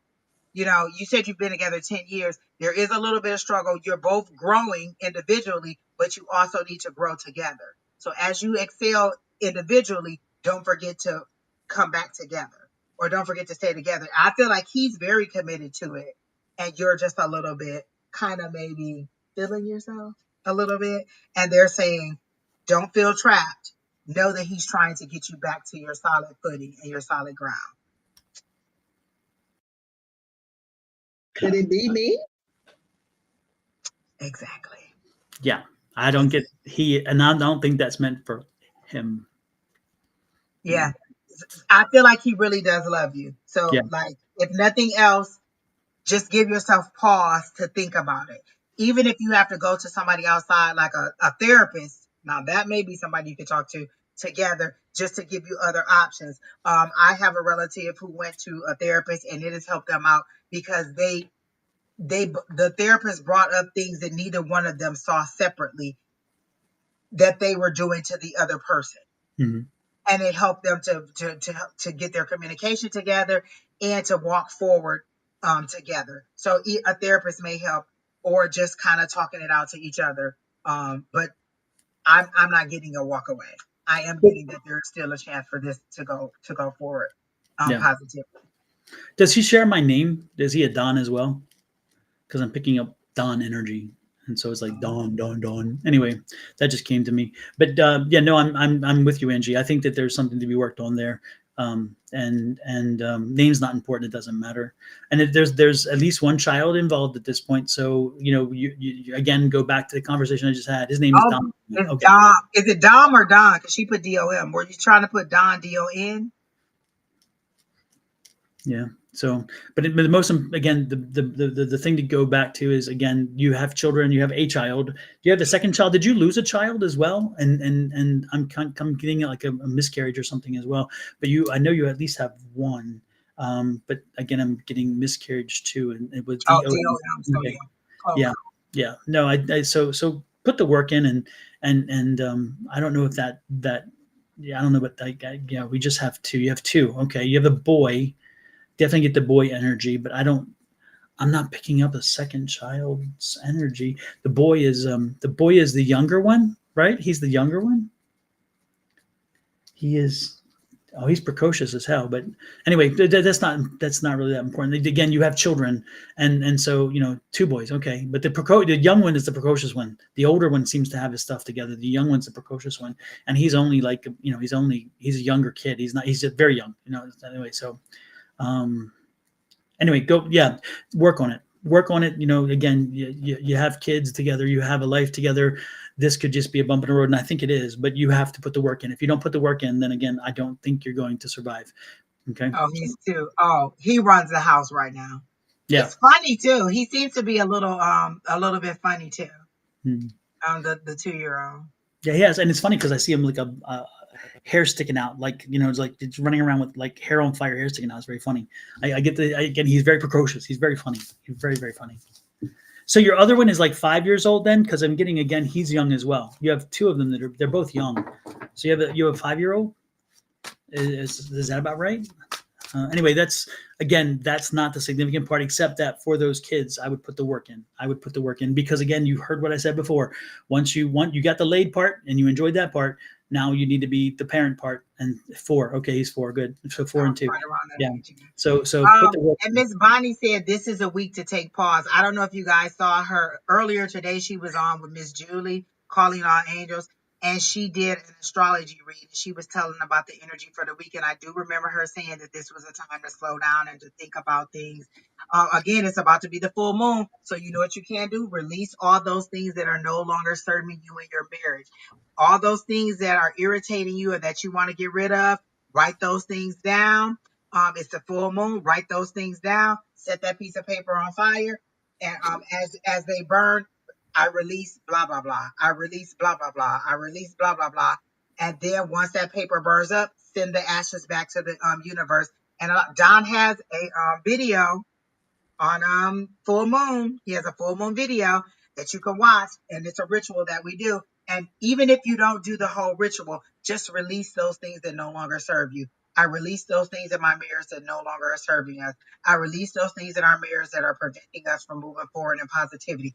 Release those things. This right here. Go to this right here.